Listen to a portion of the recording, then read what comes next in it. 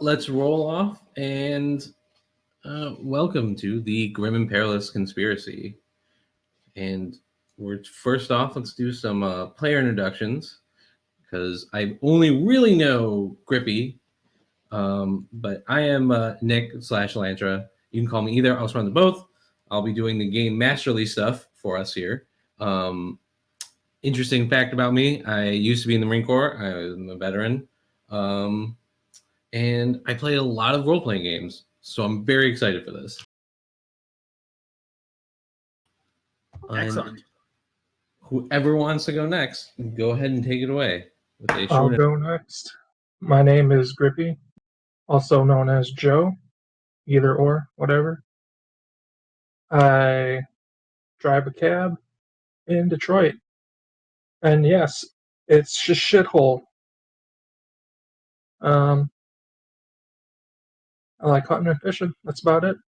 I'm boring. Cool. Weber, else? Hey, I'm Tommy. Oh, shit. Anyways, yeah, I'll just stumble on through.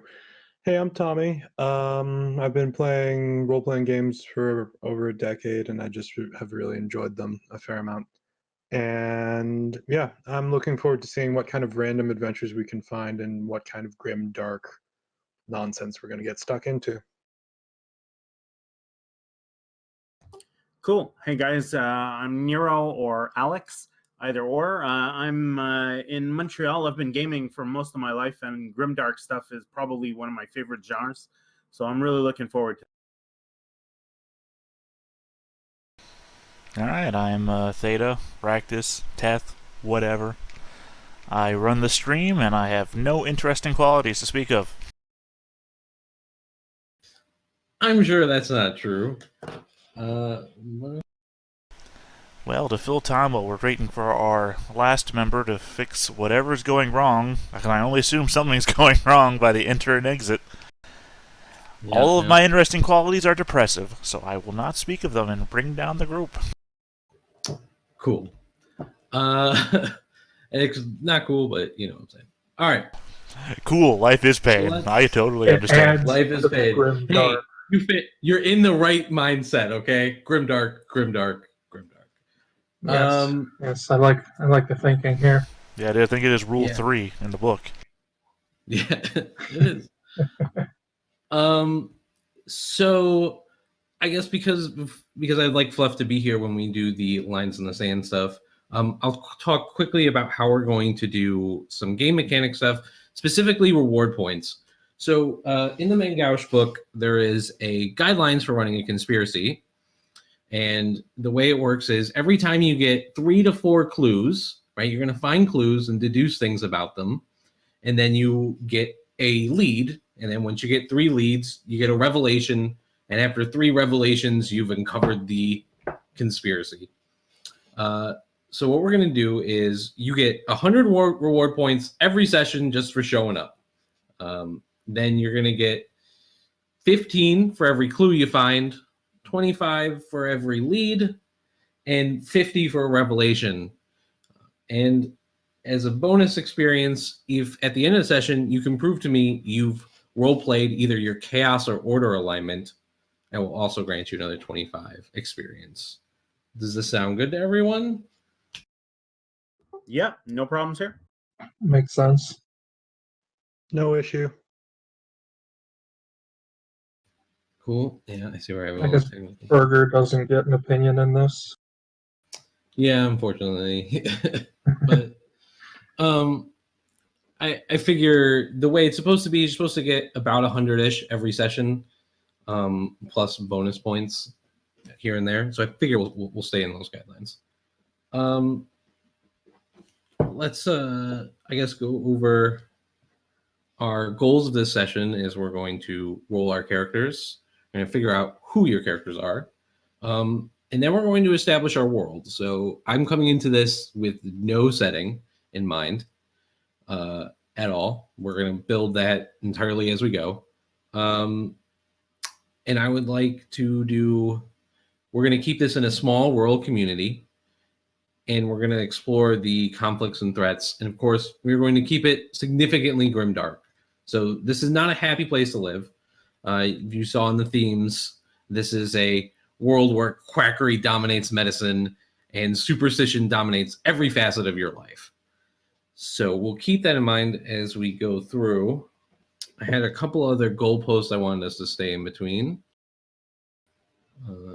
Let's see. We have one thing about our setting is we have one faith that we all share. Well, we have one true faith in quotation marks, right? There's one accepted faith that whatever governing body says you should all believe in. Whether that's true or not, I'll let you decide. The chaos princes, the abyssal princes, which are the chaos gods of Zweihänder, are real and they affect the world. You may not know that, but they're there. So chaos is a real and tangible force. And the place where we're at is a small rural community. I'm thinking small village, maybe 20 households, to at most maybe a market town. So kind of somewhere in there. Yeah, that sounds pretty reasonable. I think there's also a possibility of there being an interesting like mining or like swamp kind of feel, but I don't really have any strong draw. I think that size is good for conspiracy. A mine, you say? Oh, ho, ho, ho. Oh, Joe, already. There's sorry. money to be made here. Was this a French mine? I don't know what that was right there. Yeah. Geez, okay. Fortunately, Fluff is not back. Here's a quick question to put us in the right mindset. How many of you guys saw the movie Black Plague with Sean Bean? I'm assuming he dies. He does indeed, but the point being, like, the movie takes place largely in this really remote village, and I kind of pictured something along those lines. But if nobody else saw the movie, I guess that's a pointless I haven't seen it personally. I haven't seen it, but I've seen enough movies like that to understand the idea of it. Fair enough. Cool. Yeah. Screw it. Let's waste some time. Does anyone have any other inspiration things they want to bring up?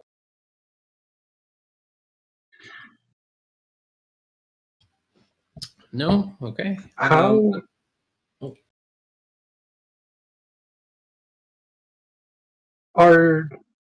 do I put this? Are people normal people, or is there a general idea of deformities and just leprosy and just awful disease everywhere? I mean, that's a good question. It's really up to us as we sort of go through. If somebody rolls a plague doctor, we'll probably have plague but I think mutations are definitely there, and there's something that people know about. One of the advantages of living in a smaller community is you're not going to get the same level of interaction with other people that would really breed those plagues, right? You're much more likely to sort of be skipped over by that. So I would think for a small village, mutations and things like that aren't probably something you've heard of, but maybe not. We will discover that. Or it goes the other way, and it's a Inbreeding, deeply yeah. held secret of the village in which the mutation is rampant because of X. We Yes, never that's should have very let well. X into the village. Well, that very well could be the case. I mean, also during that time period, it could have been like a leper village, but I don't think we want to all have our body parts. Nah, we sent all those people down into the mine to make us money. Oh, jeez. I know where this is going, Joe. You just stop it, sir. Oh, I thought you were going to pull a Mononoke. They're making our guns for us. If it can be turned into a money-making operation, all the better. Yeah, but it'll cost you an arm and a leg. But Okay, so I think we should just continue on, and we'll catch Fluff up when she can get in. Um, let's go over the lines in the sand thing, because it's something I want to definitely talk about before we get started. And if anyone has anything to add, now's the time to let me know. If you're a little bit embarrassed about it, you can just send me a private message, and then I will add it to the list later. But there are just some topics I don't like dealing with in role-playing games, and I don't think are fun or interesting storytelling. And one of those is sexual violence of really any kind. I don't find that interesting. There's some implied things even in the Zweihänder book. I probably won't touch those because that's just like me personally. I'm very uncomfortable with that. Also, I am a pet lover, so I don't take kindly to like animal torture. However, that said, some of the reagents for the spells in Zweihänder are like sacrificing a kitten. That will just be like a fade to black thing. We don't need to describe it. We understand it's happening. So I make sure we're all on the same page with that. If you have anything to add, now is the time. No, I have absolutely no issues with anything you've said. I'm good. Yeah, don't discuss anything that breaks Twitch's terms of service. That's mine. I should probably read those then, because I don't think there's much on there to be concerned about. I mean, don't be an overtly real-world racist for one thing. That's probably not good. That's probably it. Yeah, I mean, I'm pretty.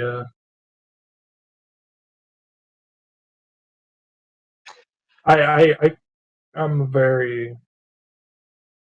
Morals are not a issue.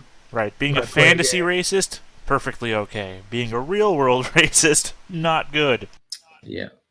If it's a gnome, kill it. Yeah, knife ears, things of that Yes. nature, perfectly okay. Which is an important distinction, because that will almost certainly be, because I know, Theta, you want to roll a non-human. Yeah. That will probably be a part of this setting, almost certainly. Even as much as like there may be an ethical or not ethical, ethnic divide in the village itself, right? That's a possibility as well. I also actually like to keep the real world politics out of it, because I get enough of that during the day driving with all the assholes in the city. That seems like it'd be a real hard stretch to bring real-world politics.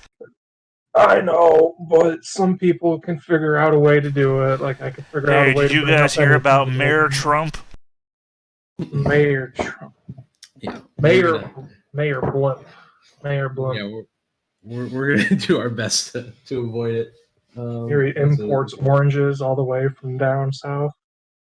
Motherfucker spending all the tax money. You're breaking your we're own. trying to avoid. Yeah. Yeah, you're breaking your own rule there, Joe. Okay. It's an example. Examples not necessary. Okay. Hopefully Fluff will be able to talk. But if not, I'd like to get started because we only have so much time. Let us go with determine our ancestry. That's our next step, because we've all already rolled our stats. So you have a choice here. You can be either human, or you can roll on the random table, in which you may be a dwarf, elf, gnome, halfling, or ogre. If you roll one of these races, you will have a chance to really speak about what your role as that race is in our world in a whole and in the village. However, you know that you probably have a hard time dealing with the other villagers. This is definitely like small town mindset. You may not be welcome in the village, even if your families lived there for generations. So it's definitely something we're going to talk about. So let's get started, because I know Theta wants to roll on the table. Theta, why don't you go first? Human or non-human? And if non-human, roll a D100 for me, please. Non-human. That is an elf. Knife ears it is! Excellent. My longest played Warhammer character was an elf, and I dealt with racism on the daily. Nice. Why don't you roll me another D100, and let's figure out your ancestral trait, and let's see what that is. 62. Lament of the Ages. Let's give a quick read of what that does, because that'll tell us a little bit about you.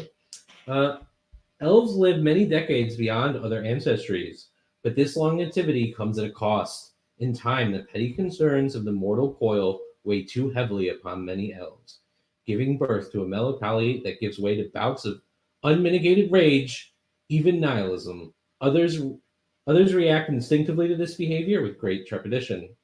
The effect is, whenever combat begins, select one foe. If the foe can clearly see and hear you, they must reduce all damage they do to you by your fellowship bonus. Cool.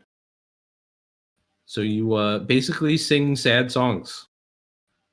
And that's pretty cool. Awesome. Now to figure out where to put that on the sheet. There is a talents and trappings, and you can just go ahead and write that in, and we will fill that in later.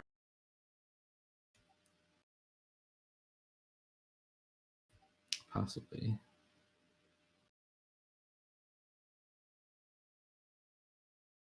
All right, cool.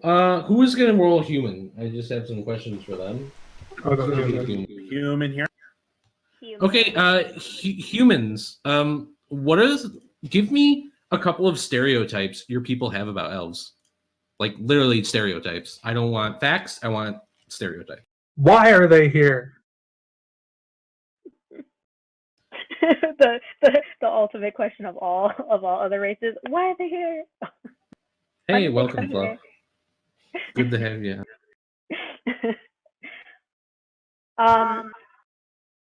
There's probably a bit of arrogance to them because they've lived so long and they think they're wise. So elves think that they're, know more than us humans. Yeah. Anyone have anything else? They cause all the bad problems. They're dang old magic. They take our jobs away. Actually, I was gonna say they steal our children. Oh yeah. Yeah, they do that. I heard elves could fly. Yeah, they can. So there's like a lot of fanciful tales. They steal children. They're dang old magic. They were arrogant. Theta, is there any truth to any of these theories? Probably.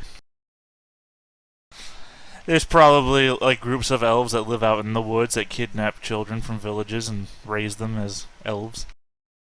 Oh, cool. There's probably elves out there that don't want to be seen by the world, right? So they raise these like kids from a young age. They abduct them and they raise them like rangers, right? So they're the face of the elves in the world most of the time. Otherwise, most elves are probably isolationists. What do you think drove you to live with humans? I'm probably a wanderer. I'm probably an outcast from my own society. The whole lament thing. Yeah, okay. Cool. We'll come back to that when we get some professions. So, do we have any other non-humans? Who anybody else want to roll non? Nope. So it's just the elf and the humans.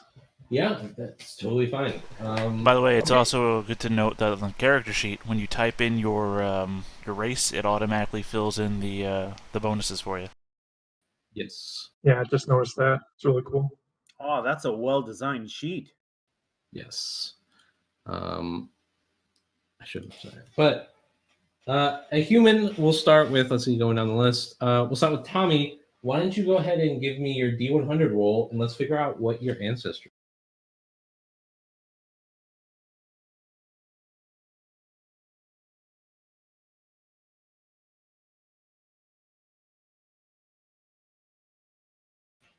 Three, you have blessing in disguise. So you can go ahead and note that on your character sheet. It is said that humans have been watched over by a god who favors them above all other ancestries. But perhaps this blessing represents the attentions of abyssal fiends acting of their own accord, waiting to turn you into a thrall once your fate runs dry. Whenever the time comes for you to suffer a debilitating injury or face death, you may alternatively gain one permanent chaos rank instead of spending a fate point to ignore it entirely.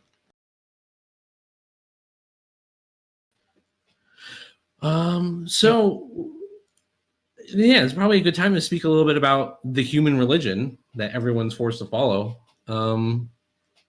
What kind of? Why don't you give me just like a general idea of what that's like?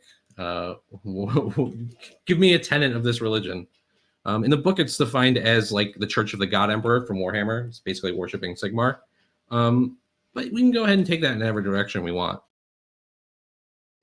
Is this a question for everyone or just for Tommy? This is just for Tommy, yeah, because he's in particular very he's connected to this religion in some way, or at least by this.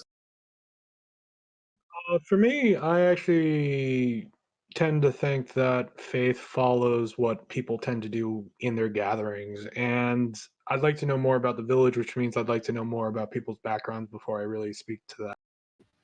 Okay. Can we find a middle ground here then? Can you just give me something? Why don't you give me like just a random tradition of the church, maybe at large, maybe of the village, just something that the church does for the village. They believe in open air burials in a kind of pit far off from town.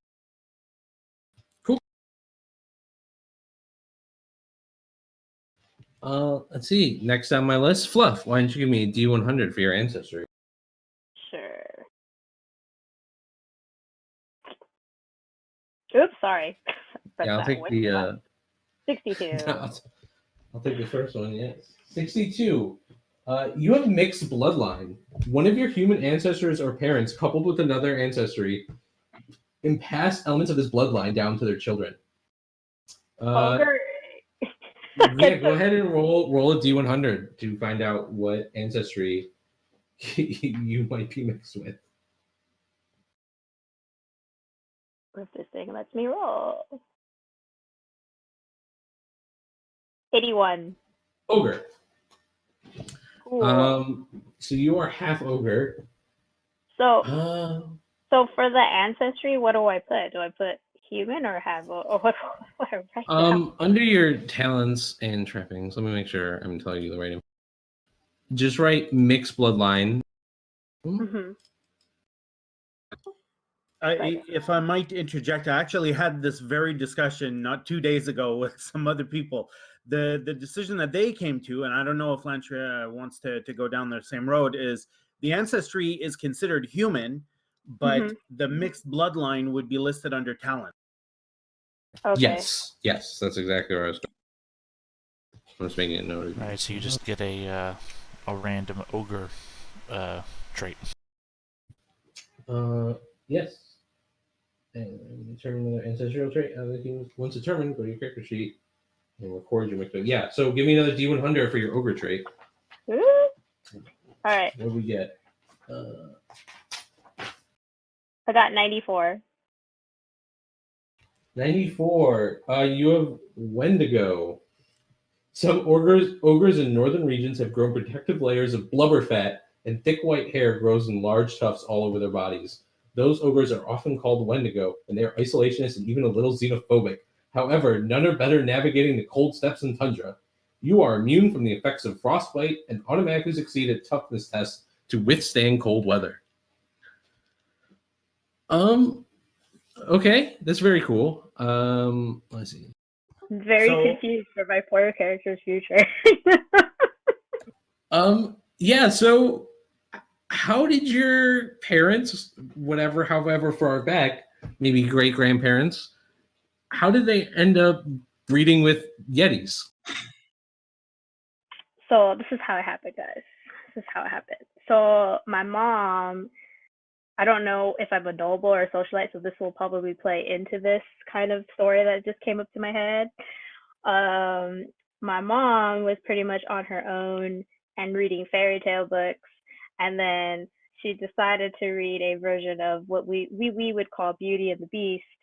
And one day when her dad went out, she decided to go on a merchant. Her dad ended up dying, and she ended up in the tundra, and then she fucked an ogre because she was like totally obsessed with like fairy tales of Beauty and the Beast. And that's how I was born, motherfuckers. That So is that's- wonderfully twisted. I love it. Yeah, that's cool. Yeah, so there's so then we sort of have a like of our village. We sort of have these stories of these mountain yetis.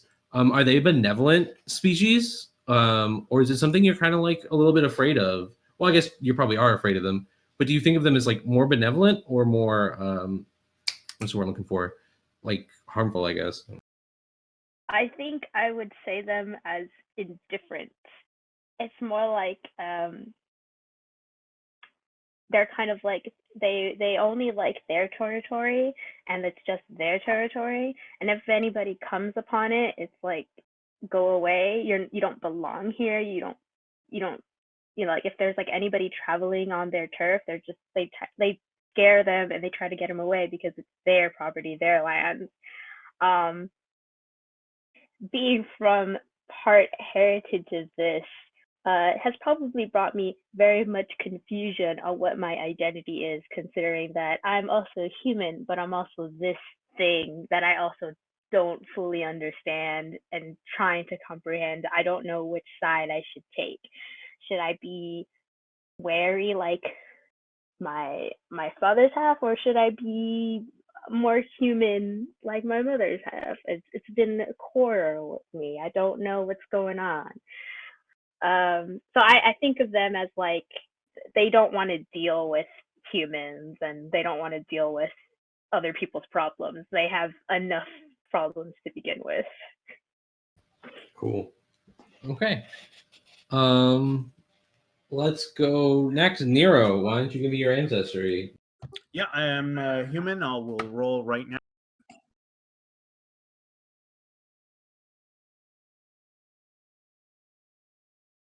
Okay, I'll take the first roll. Oh, sorry, I didn't realize I clicked it twice. No problem. Fortune's Wheel. Some humans are favored by Lady Luck. In a sense, they are emissaries in an unkind and capricious world, either victim of its accidents or beneficiaries of its boons.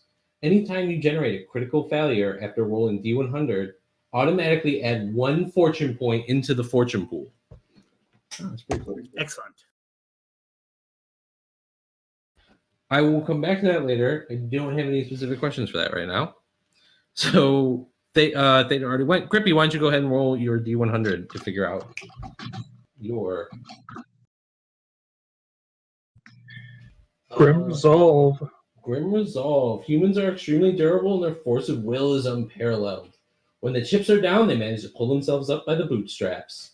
Immediately after you suffer damage from a melee or ranged weapon, spend a fortune point to ignore it entirely, therefore negating both damage and any injuries you may have suffered. You may use this after failing to dodge or parry. Cool. Again, don't have any specific questions, but I'm getting kind of an idea of what sort of people live in this village. It seemed to be very rugged type, right? So, I would also suggest that given Fluff's background, the village is probably fairly north of whatever realm we're in. It's probably in a northern climate. Yeah, like on a mountain with a mine. Sure, but it's awfully cold. I do have a question. Burger. So you're like half Yeti or quarter Yeti? What was it? I think she's half. She said her mom. I guess I'd be half. Does that mean you're like I mean, I don't really know. I Does it think mean you're that's like- you're, like, a possibility. covered in I don't know fur? that. I don't know, because I know you can like roll your hair color in this thing. You roll your eye color and hair color. Yeah, and I think are you covered in fur? Like, is that a thing that you are? Do I have to shave? Do I have to shave often? Is that what you're asking me? Yeah, like, do you shave it? Maybe does it grow when you shave? I Yeah. imagine I have to shave it if I'm living in a human village and trying to pretend to be human. Okay, so next, everyone should just pick their sex and or gender. If they're different, whatever, just go down the line, I guess, and tell me what it is. And if your pronouns match your sex, if not, because there's some interesting things that can come from that if we want to go down that road. So let's start with Tom. Male, just male. He, him. Cool. Fluff. Female. Okay. She identifies as a female. Yep. She identifies as a Okay. female. Nero. Male, he, him. Cool. Theta. Man. Cool. And Joe. Man. Okay. Cool. So we got our sex. Let's see. Just making sure I haven't missed any steps real quick. But I'm pretty sure next we're on to determine our archetype, which will determine your starting trappings and what profession you will roll into. Cool. So let's go ahead. Let's start with Tommy because you're the first on the list. Give me a D100 for your archetype. Okay, 1 sec.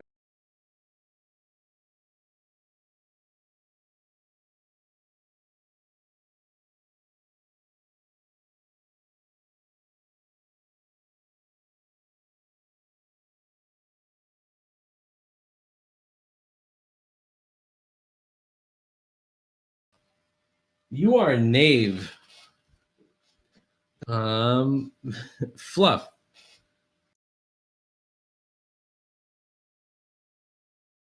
Yes.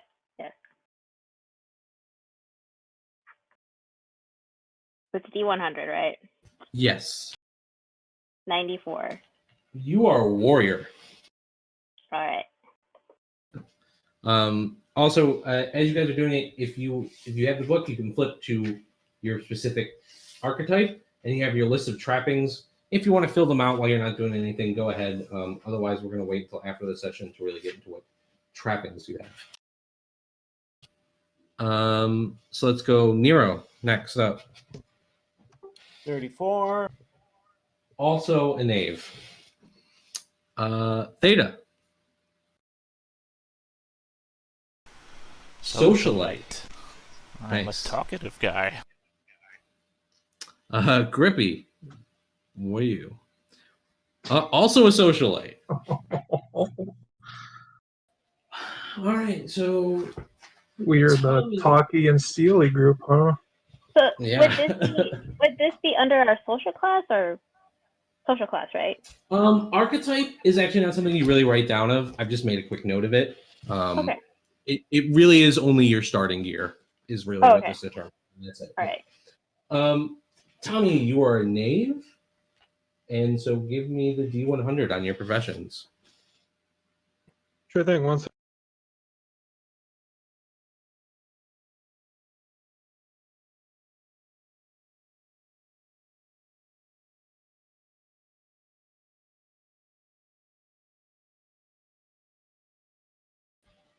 A vigilante. You are Batman, literally Batman. We will talk about that later. Yeah, okay, we'll see how that goes. Yes, you have an alter ego and you wear like a mask and fight crime.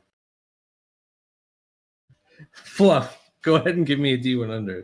Oh, I already love this. 26. You are a dragoon. So you are a mounted warrior. That is kind of scary. How fitting that is, but okay. Yeah. Nero, and I believe you are also 19, which gives me a charlatan.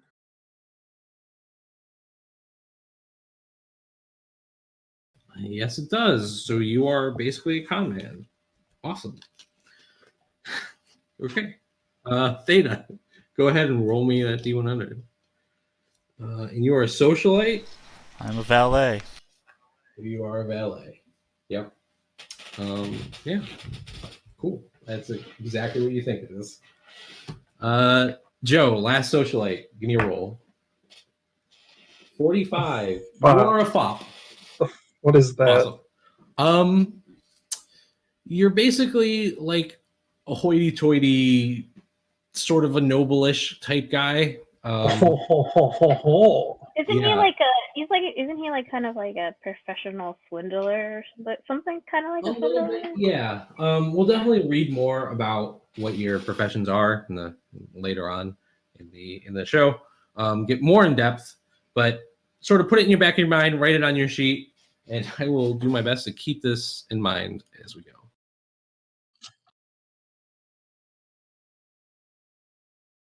I'm just typing this down. I believe the next step is all the encumbrance limits, initiatives, and movement. All that stuff is automatically taken care of by the sheet, so we don't have to worry about that. I'll double check it later to make sure it's all right. But right now, we don't have to worry about that. So let's get into your seasons of birth. So, starting with Tommy, when were you born? Winter. You were born in the winter. Give me a D100 and let's figure out how you're going to die. Because when you were 10 years old, your parents brought you in front of the village prognosticator and they gave you your dooming. Wait, I actually messed up on the winter roll. I literally just told it to roll 100. I Yeah, think, you forgot or- the D. Oh, Yeah. Okay. Let me. that's fine. Okay, it's pretty random. It can only be 1 in 4 things. Not a huge thing.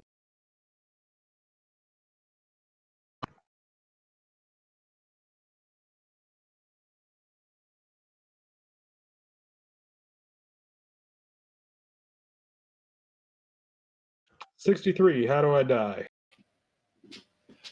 Some things man should not know. Some things man should. That's pretty dark. I like. Okay. Fluff. Let's figure out when you.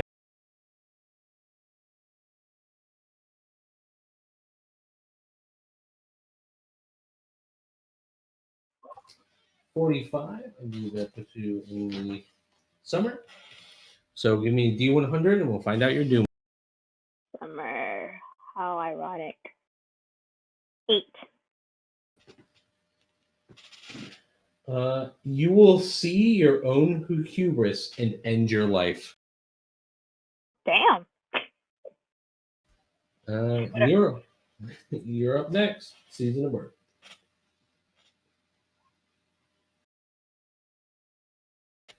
Looks like winter. Yep, winter for you as well. Give me another D100 and let's see what you're.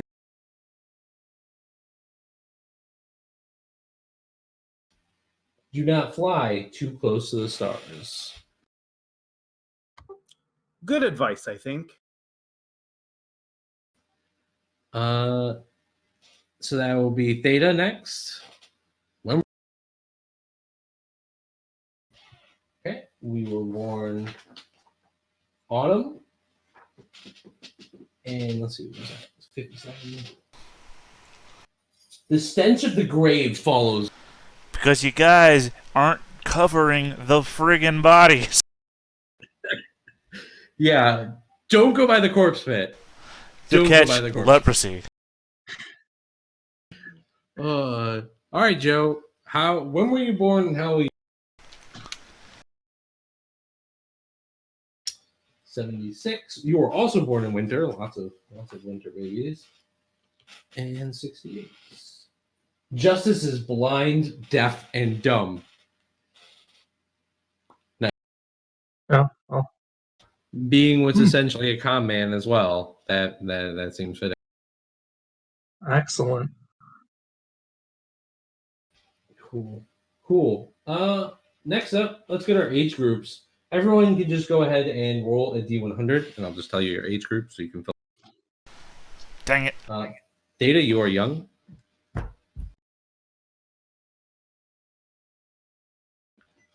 Nero, you are an adult.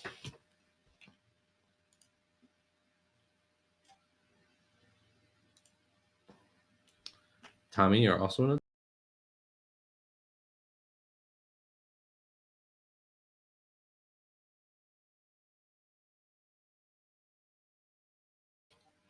Fluff, you are also young.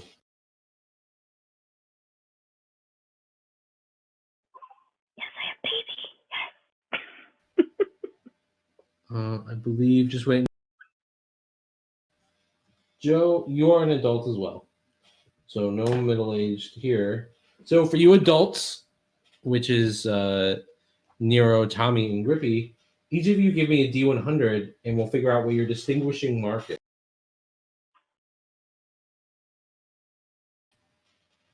Nero.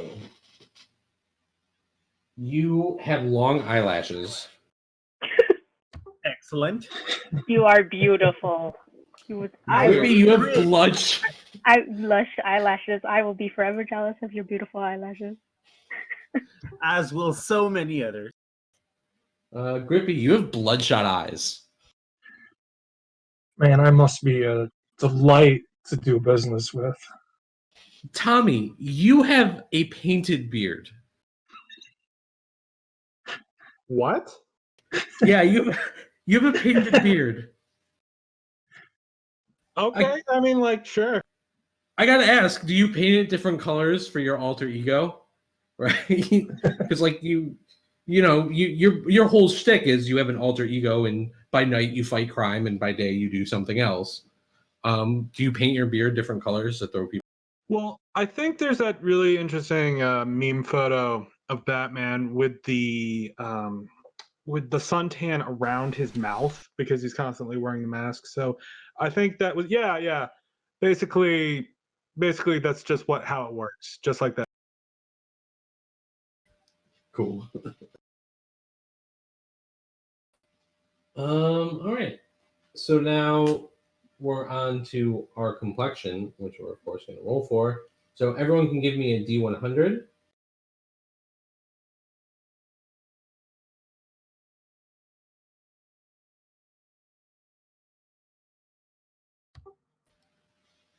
Theta, you have fair skin. Fluff also has fair skin. Nero, you have light brown skin. And Tommy, you have dark brown skin. And Joe, dark tan skin. So let's see. So, do you guys think there are any sort of social inequalities that result from your skin color? Ooh, I don't know. Do we? Sorry, finish your thought, Fluff. I didn't mean to interrupt. No. Because, like, it really just depends.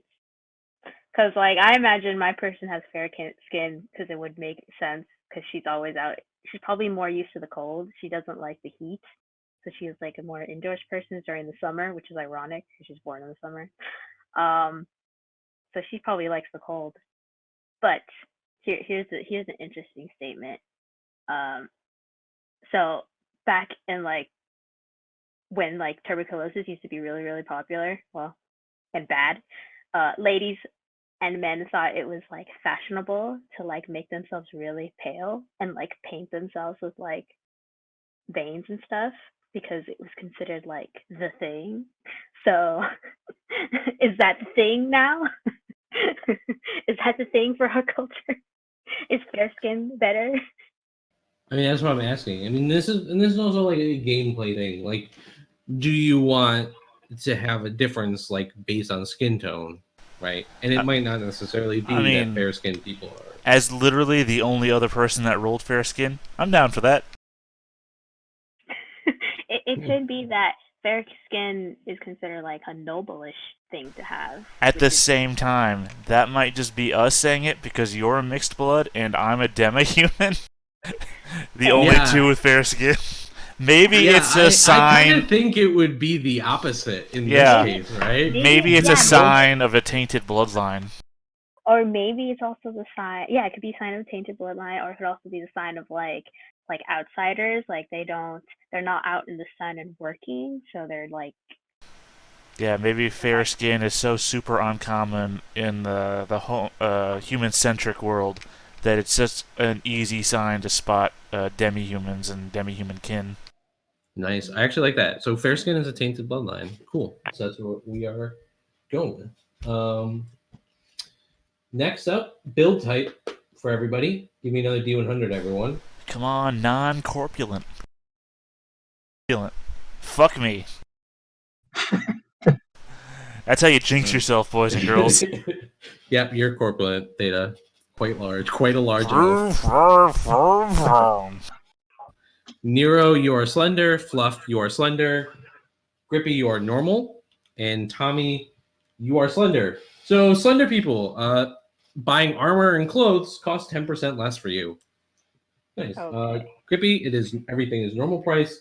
And for Theta, everything costs 20% more. Because I am seen as a disgusting pig. Maybe. Could be seen as like yo meaty, you know. I don't know, that's what the book says. Some would consider you a disgusting pig. Oh my god. Okay. Tommy, go ahead and give me a roll for your height and weight. Sure. Yeah, I'm just kind of having some trouble not laughing at the disgusting pig thing, so let me just go ahead and roll that up.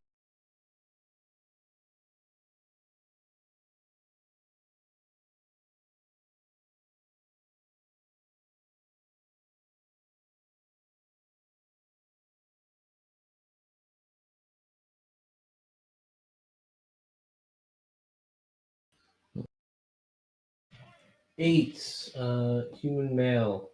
You are 5'5" and 127 pounds. Fluff. So, do you want to like take ogre or human height and weight here, or like kind of be in the middle there somewhere? I think I'll take a human height because I think that'd be kind of interesting. I'll be a short little mixed breed. Maybe. Okay. For ogre. Yeah, sure. Give me a D100. 36. You are 5'5" and 116 pounds. Oh, I'm probably super tiny. Nero, I believe you are also slender, correct? Yes. Okay. Yep. Let's see. You are 5'11" and 163 pounds. Theta, our corpulent elf. Go ahead and give me a roll. God damn it. You are 6'5" and 276 pounds.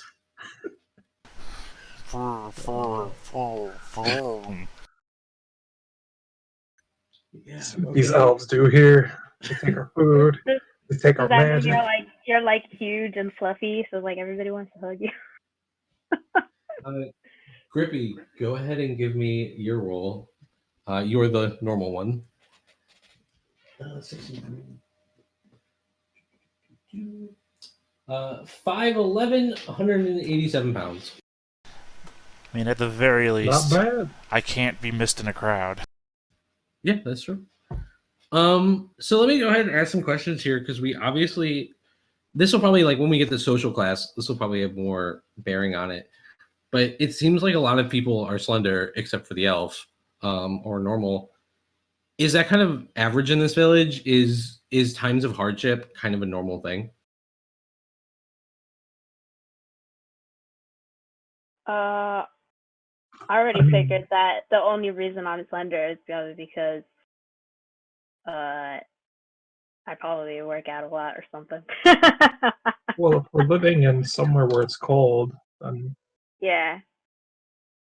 I mean, there's usually not a lot of food where it's cold. Yeah, live and die by the harvest, right? Yeah, could be Yeah, a no, thing. that makes sense to me too. Except the damn elf always comes to town. Don't even know where he lives. Oh man, I can just see it now. You guys are accusing me of stealing the kids and then eating them. Well, looks like we found our conspiracy, and we already wrapped it up. Well, good job, guys. Well, I mean, I'm the giant because I'm the tallest one here, right? So, and So then do we I'm have just like a round. reverse Santa Claus situation here where the jolly old elf comes into town and just steals it? Except that I'm not old. I'm young. Oh yeah, okay, sorry. Well then yeah, that's yeah. opposite too there, right? Well, I guess that it could also be a stereotype, right? Too, because like elves are they live longer than humans and probably look younger than humans, so you never know what their age are. Yeah, maybe I'm the same age as you guys, but comparatively by race. By race standards, you're young.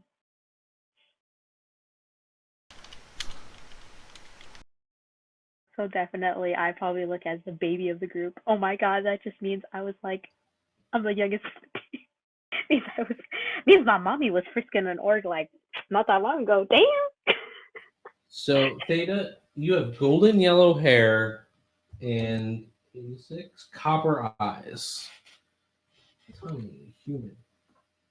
24 dark brown hair and let's see, 39, hazel eyes. Nero 8 medium brown hair, dark green eyes. Dark green eyes? Okay, that's Yes, different. dark green eyes. All right, Grippy, 80 on your hair. I believe you also have dark green eyes. You have red hair and blue eyes.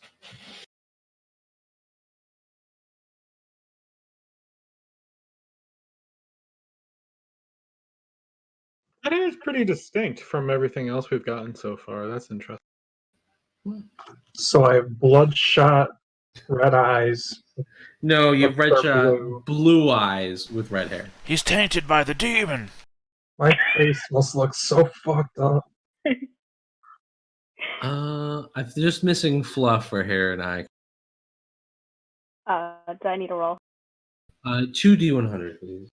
All right. 1, 2. 9 and 22. Okay. You have medium brown hair and gray eyes, which is kind of cool. You can pretend to be blind. Hmm.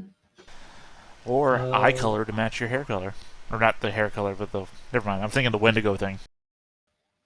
Yeah, well, that's kind of what I was going, like eyes. Like maybe the eyes are the Wendigo part, right?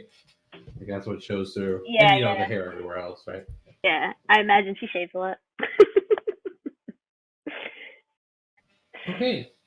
Next, we're gonna do your upbringing and your social class, because those are the two things that are really gonna give me questions for you. For those following around the book, after you roll your social class, don't forget to roll your starting money. So also, although I do want to give the option here, because we are being in a village, if you just want to be lowborn, you may. I will let you do that. That is my little fit in better with the village if you want. But let's go ahead and start with Tommy. Give me a D100 for your upbringing and your social class. So 2 D100s, please.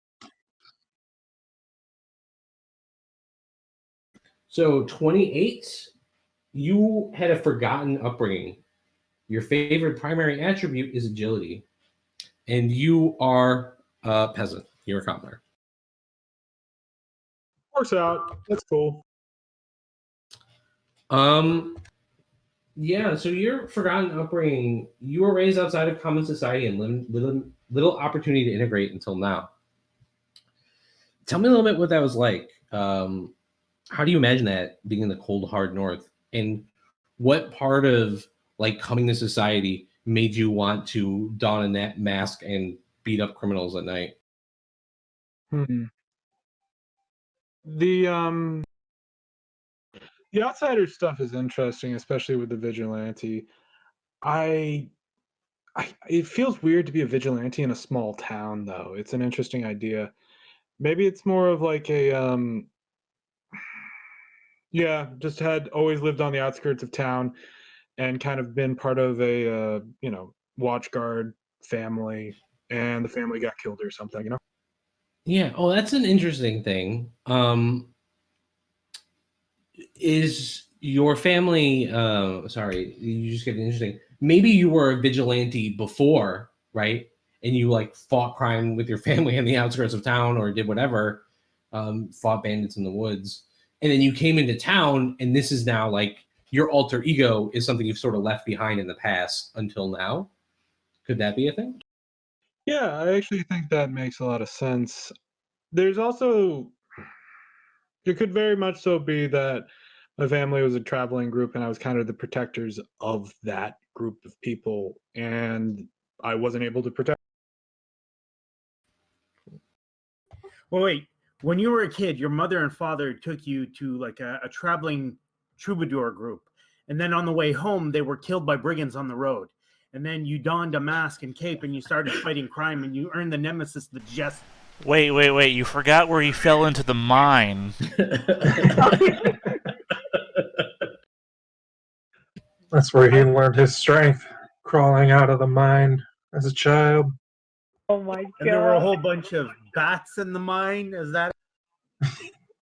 Or I was trained in the mountain by the Wendigos. I don't know, folks. I say you were joking that he was the jester, so there's apparently the mine was filled with jesters?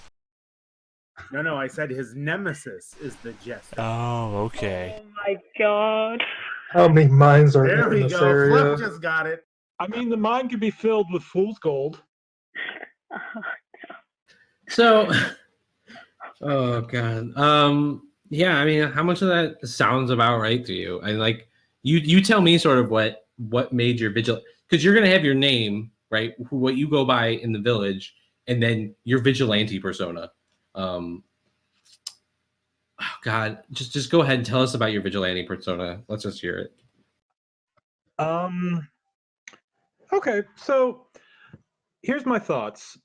The time that the town has the most valuable possessions is during harvest, and there's often a lot of harvest characters in kind of the Celtic faith. One of them, I think, is the Green Man, and often in kind of celebrations, somebody does put on a mask, and the children try to steal flowers from the Green Man's belt, and his mask is often just kind of a giant leaf that goes over someone's face. So yeah, I think just the Green Man, protector of the harvest.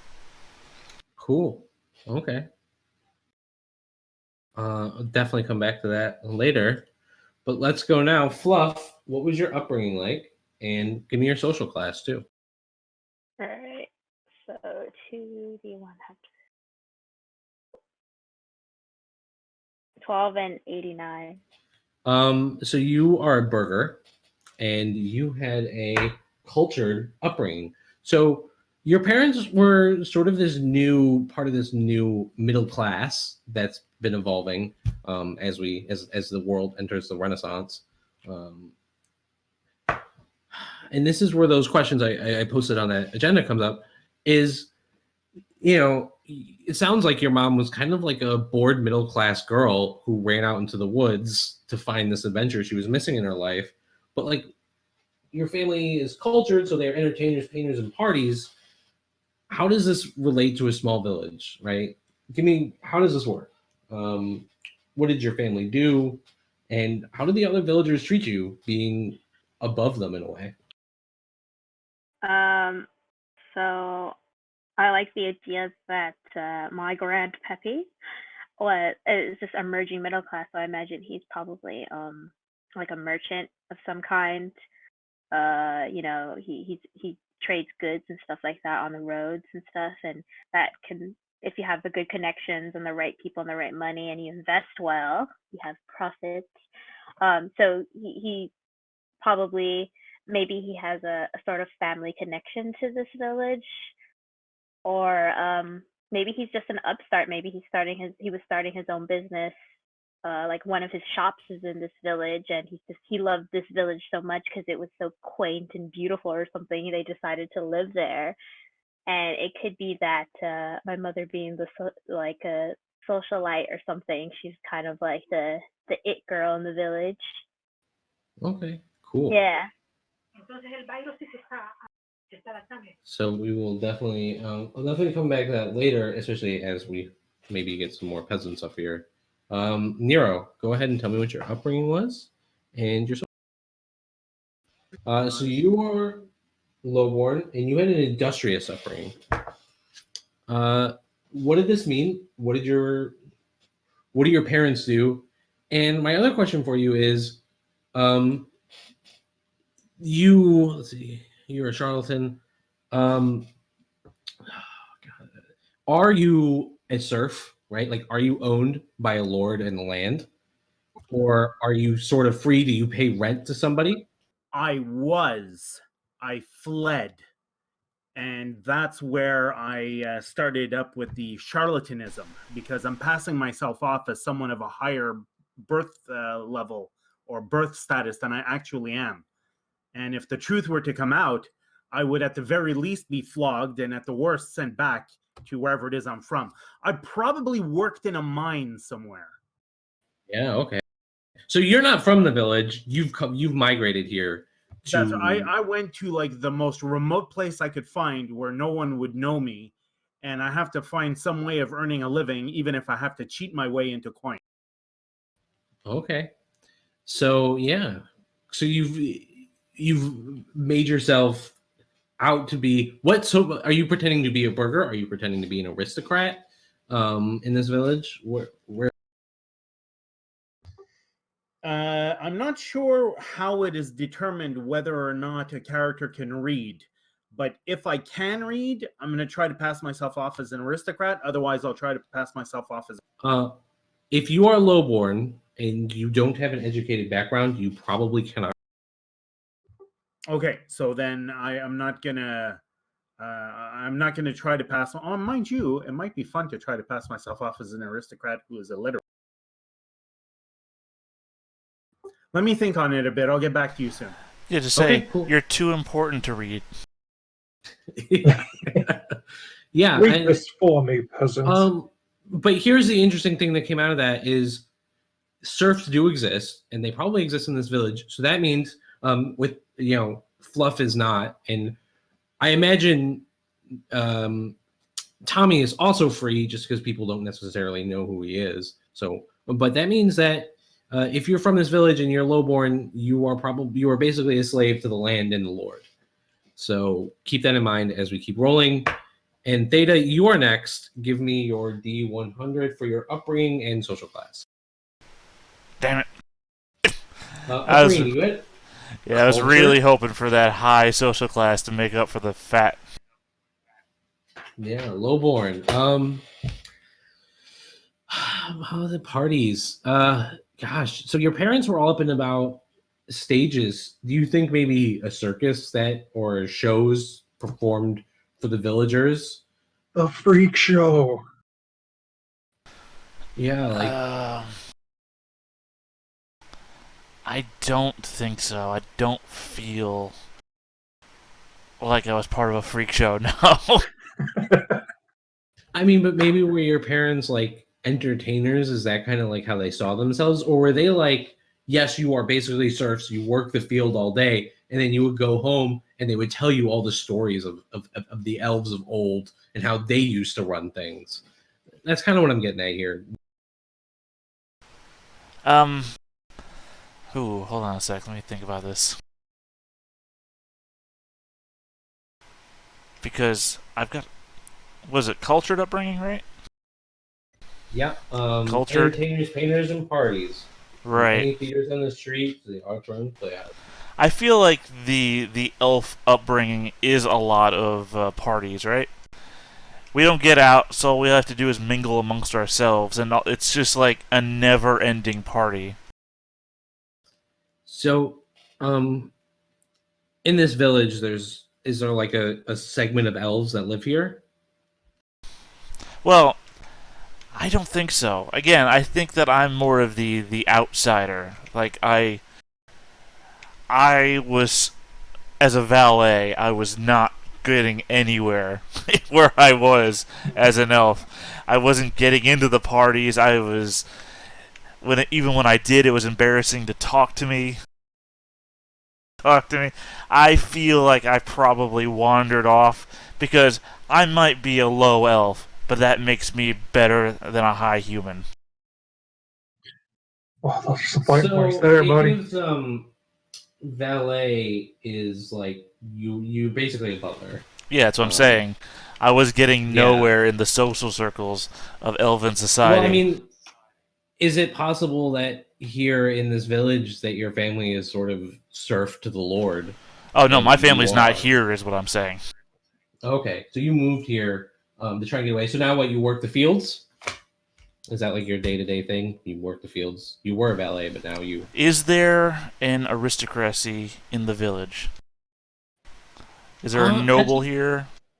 Hey, that's a good question. Hey, Joe, you haven't rolled your social class yet. Are you the noble of the village? Because that would be hilarious. Let's answer that. No. No, you are not. You are also a peasant. Fuck. And your upbringing was militant. So we'll get back to you in a second, and real quick we'll get to Theta. Yeah, what do you guys think? Does the town have a lord? Do they live here? Do they have a manor? I would think that there is a lord, but they're fairly remote. Would be my sense. They kind of, like once a season, they send a bailiff to come around getting the taxes, but otherwise the village is pretty much left to its own devices to live or die. Yeah, I It wouldn't could be, want to live around a whole bunch of Yetis. It seems. yeah, it could be like it was a lord who's like seeing the opportunity of maybe like the middle class that is starting to grow and seeing like a couple like business come and moving in and thinking that this maybe this village was like a perfect quaint spot, and then until later he realized, oh god, like it's actually hard to live here, it's not as beautiful as you think it is, like the mountain harshness and the cold harshness has brought difficulties, it's not a lot of people actually like to live here. So it was kind of like maybe a lord who thought maybe he took up too much responsibility than he thought he would, thinking there was opportunity here, but it's harder than he thought it would be. That's kind of my idea about it. Okay.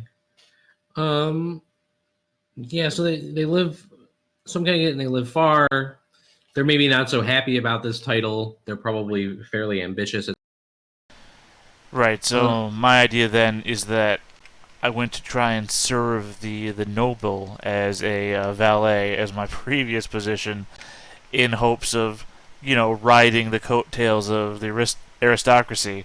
And I'm seen as a freak show. I'm a freak item. I'm the elf, so I'm sent out to the village to do his bidding here instead of serving in the house.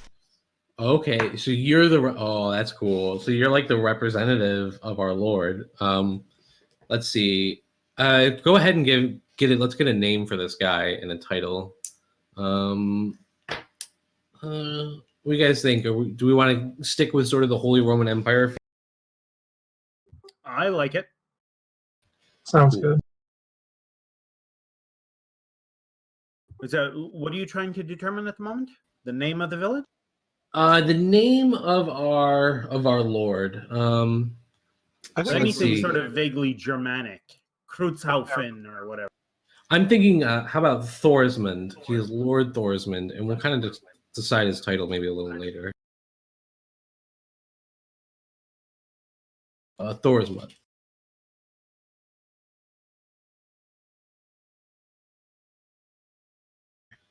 Cool. All right. So now let's get to Joe. You had a militant upbringing, and you turned into a fop. You are a peasant, so you work in this village in some way. Are you from the village, Joe? No, I got sent to the village. So, see, got a gambling problem, right? I was out there gambling in the tents, on my buddies, and like one of us has to go to this gosh darn village out there in the middle of the cold. They're playing some high stake dice, right? And I lost. So I mean, you're not like a warrior, so I know. Hold on. So you were like, okay. Fake it till you make it, right? So I end up in this village, right? Nobody knows me. I barely even know me. So what I do is I just go walk around, act all hoity-toity, like I own the place. And so you are also pretending to be an aristocrat? Pretty much, yeah. Okay, no. So then, But if that's the case, I will not be pretending to be an aristocrat. I'm just like a snake oil salesman then, or something. So, okay. Wait, hold on a minute. Maybe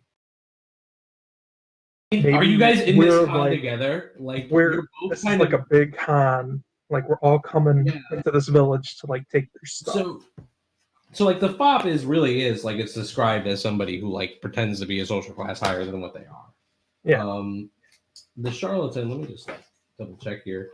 Because maybe you guys are actually in on this together. That might make sense. Up to you. Yeah. I'm not gonna tell you.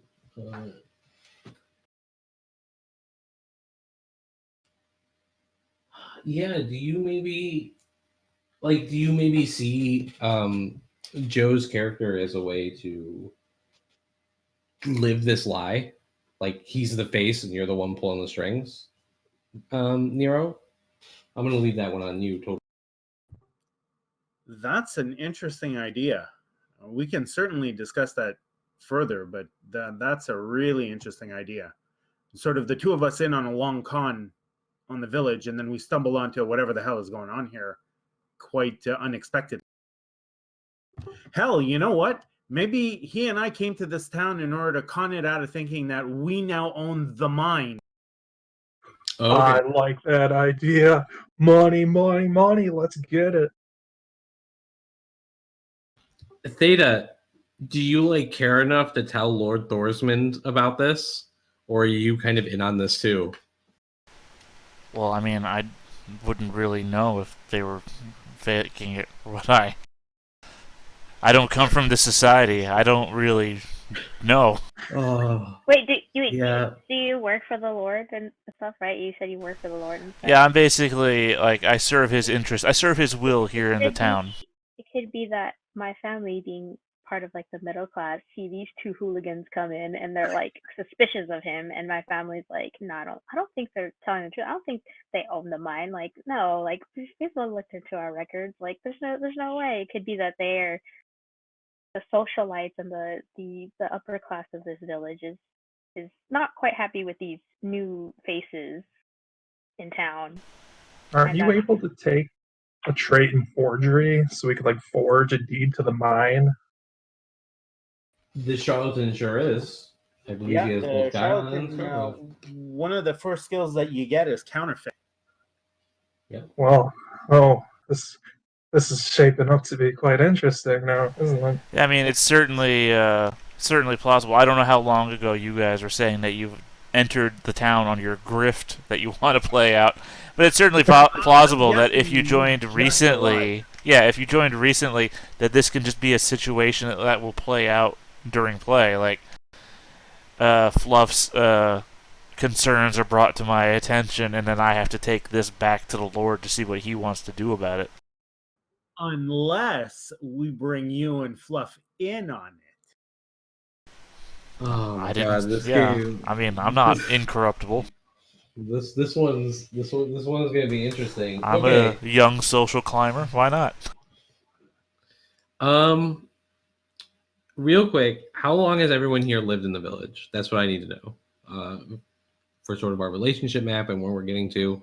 Tommy, how long has your character lived? I'm guessing probably at least 5 years. Okay.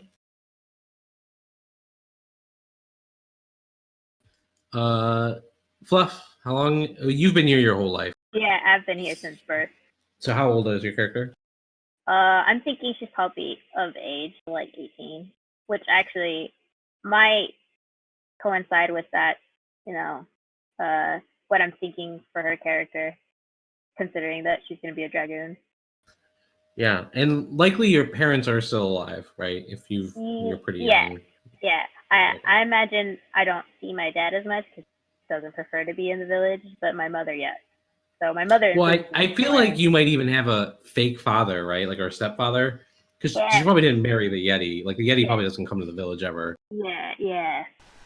Cool. We can get a bunch of scenes of "You're not my real dad." Yeah. He'll feel teenager-y. Get out of here, Nero. Steve. How long have you been in the village? I'm guessing that I've only been there for just a few days. That's the sense I have, but that's certainly flexible. Yeah, I mean, I'm probably gonna be the same as Nero. Theta, how long have you been here? Let's see. What do you want to say that the average lifespan of an elf is?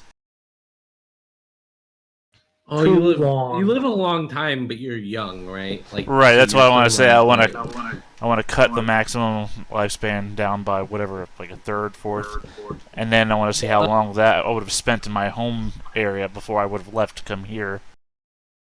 I would guess that the average human thinks that elves have been around, since the earth was formed and will continue on until everything is returned to dust. Oh yeah, As we're far as friggin' naturally immortal, right?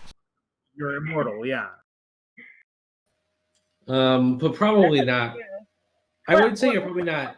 What's the average lifespan of a Maybe human? functionally, average lifespan probably about 45, especially in this village. I mean, right? also Probably usually remember, about 45. I have the Lament of the Ages, which means I'm singing songs and stories about ages past that Yeah. you guys think are myth. So, I don't know, maybe I've been here. How old is the Lord? That's a better question. I'd say Thorsmond is he's an up and comer, so he's about 35. Okay, so maybe I've been here about 20 years. Oh wow. Because you got to get in early, right? I was probably serving the family when he was a kid. That's why he keeps me around, even though I'm a freaky elf. That makes Cool. sense. And also, it gives time for like the village humans to kind of get used to you, you know? Right. Yeah, you're definitely like. I don't think people like balk at you. They might treat you pretty terribly, but it's not like they're like, "Ooh, an elf, how weird." They just like have kind of accepted you as part of the landscape for sure. Yeah, they don't Okay. like me, but at the same time, I represent the authority, so they don't like me even more. Yes, I like that. Yep. Sorry, Theta, Um, what was the profession that you rolled up? Valet. And Tommy? Me, I think I got vigilante. All right, thanks. Okay. Here is our next thing we're gonna do. Sorry, we're doing drawbacks next. So basically, right now, each of you have one fate point. Each of you have one fate point, and what happens is if you suffer an injury or you are slain, you may spend that fate point to just negate that. Right? You don't die. Something good happens to you. You come out of that. But you may gain an extra fate point in character creation if you would like a random drawback. So, Tommy. Hell yes. Okay, Tommy, would you like a random drawback? Not particularly. Thank you. Okay, your alter ego is enough of a drawback, probably, right? Fluff, would you like a random drawback?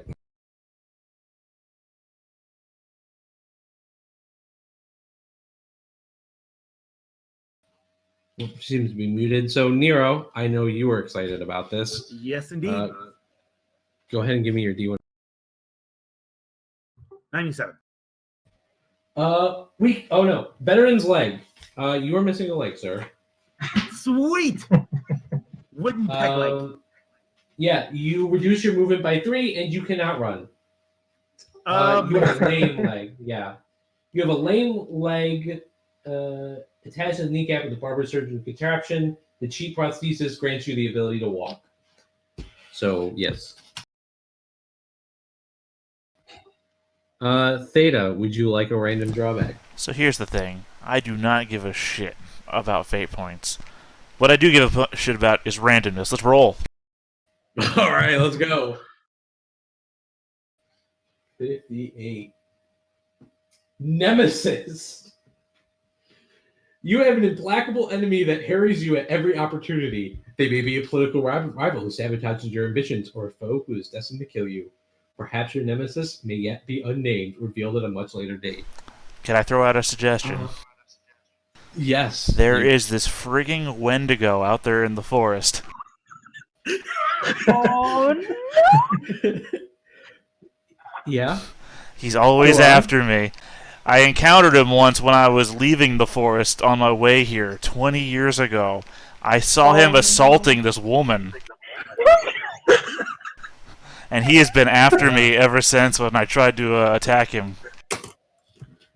Totally. Yeah. Crying.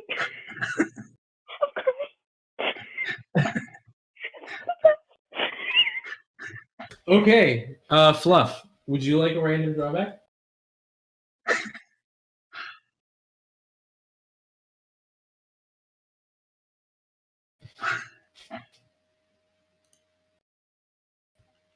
I will just take that as a no. Grippy, would you like a random drawback? Let the dice speak. Sorry, Fluff. I was asking if you wanted a random drawback as well. You get an additional fate point. But Grippy, you are lily-livered. You get butterflies in your stomach in the most innocuous of situations that cannot be helped, and forcing the strange and otherworldly situations, your legs tremble and you have a hard time concentrating. Whenever you fail to resist stress, fear, or terror, you temporarily reduce your initiative and movement by -3. This lasts until you get a good night's rest. Oh well. Yeah, well, this makes sense. You are the fop, right? And you kind of ran away from your military background. So Lucky you were able to run away.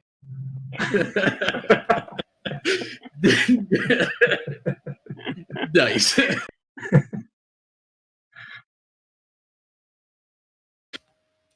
Okay. If Fluff does not want a random drawback, then we will move on to our alignment. I'll withdraw. Okay. Alignment. So go ahead and give me a D100, Tommy. Let's find out your order and chaos alignments. 8. Ambition and tyranny. Okay. So yeah. Ambition and tyranny. That's pretty dramatic. Yeah. Ambition. You are driven to such extent that no obstacle can possibly withstand your dodginess. As the crashing sea wears rocks in the sand, you know what you want out of life and just don't hope to acquire it. In your mind, it simply will be. It is a trait you have shared with the greatest of all men. Your chaos of that is a natural leader, certainly, but towards all the wrong ends.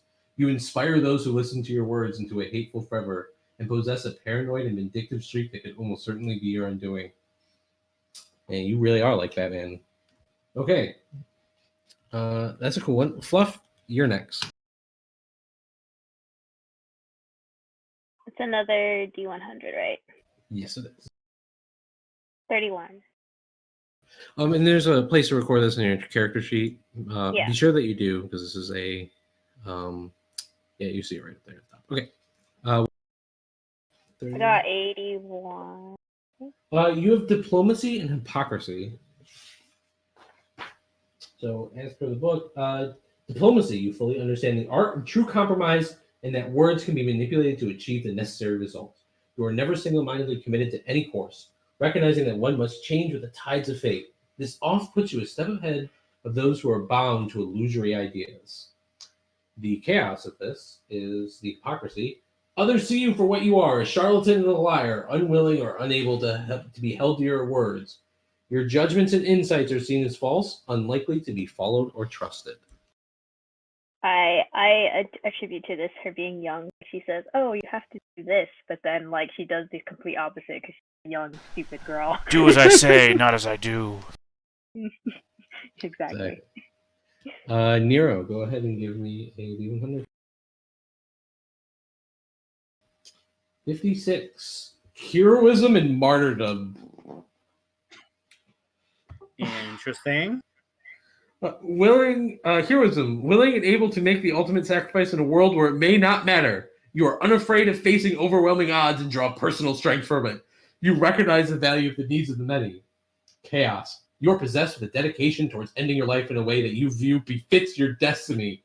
You are not just willing to offer yourself as a sacrifice. You pursue that day with a morbid zeal, eagerly anticipating the day which you can turn yourself into a fable. Nero, how did you lose your leg? How did your character lose his leg? Very stupidly trying to protect others. You know what? I'm starting to get the sense that this character is a false cynic in that he presents himself very cynically and, uses guile and deceit in order to make his way in the world, but really he desperately wants to be something more. Yeah, I think that's a cool character concept too, right? So awesome. Trying to save Theta. everyone in the mine, huh? Yeah, maybe that's part of Maybe. it, right? Yeah, like Lord Thorsmond is not a nice person.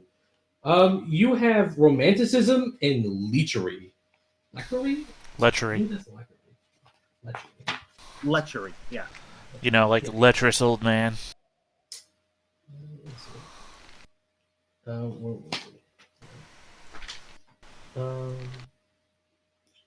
Romanticism, lechery. Let me just- Sorry, guys. Nero, I'm just going to step away for 2 minutes. I'll be right back. Okay, no problem. Yeah. Who has this? Who has this again? This is Theta. This is our Tall, big elf. fat elf. Yeah. You are amorous but dignified. A great pleasure to be around and viewed as charming and clever. You make excellent company at dinner parties and know great songs for bawdy taverns. Whether a harmless rake or a flattering lady, you are well liked in almost any company. Your imagination and lust for life flies in the face of contemporary social norms, and your company is highly sought after because of this. Chaos, your lust is insatiable, and your prediculations for physical base needs tend to overwhelm your judgment. Perhaps worse, your tastes in matters of the flesh can range from the unconventional to the unholy or even the sadistic. I mean, it matches what I said about elvish parties. Yep. Joe, your turn. Let's get that all. Pride and arrogance. Oh yes. Fitting. Yeah, arrogance. Yeah, especially for the fop, if you read your ability, this makes a lot of sense. Your deeds are associated with the very quality of your name. Everything you do is an extension of your prowess and will in a quest for self-perfection. In your eyes, nothing less will do. The dedication will serve you well in many respects and garner the admiration and praise of many. Chaos, you are haughty and disliked, and your inflated sense of self-worth is an insult to others. You are inclined to view yourself as more capable than you are, and others will be more willing to correct your mistakes.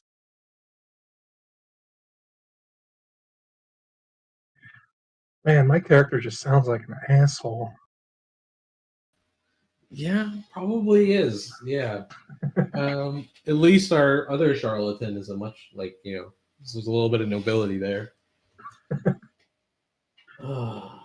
Okay, so Okay, back. I did want to. Yeah, let's just finish up, and then we'll take a quick 5-minute break so I can sort of condense my notes, figure out what questions I want to ask. That'll be sort of the second half of our character creation. So let's go over our profession stuff. Yeah, I want flip to your profession in the book, and explain to me a little bit. Give us a synopsis of what it says about your profession. Tell us what your trait does, and then we're going to come up with your special equipment you get for the start of the game. So whenever you're ready, Tommy, you can go ahead and start. Yeah, it's definitely looks like a pretty classic hero of the people setup is what they're trying to go for.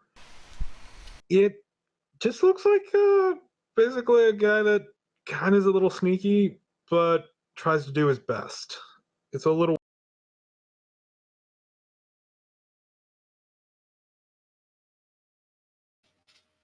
Cool. Can you tell us about your fate and your special?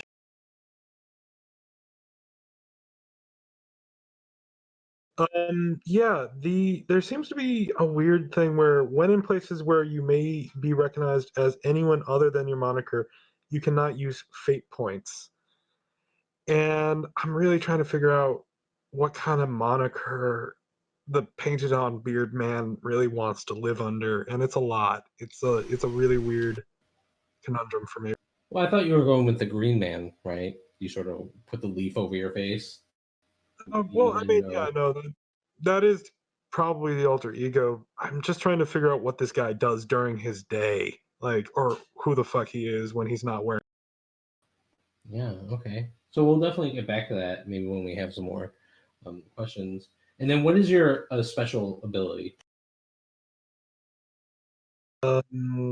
Special? Yeah. Mentality work with savers all the little emotions of the kill. In the last moments, people show you who they really are, particularly when you have a knife pressed against their throat. When you inflict an injury with a weapon, your foe suffers 2d10 plus your willpower bonus mental peril. Wow. Pretty intense. I don't quite know. Hmm.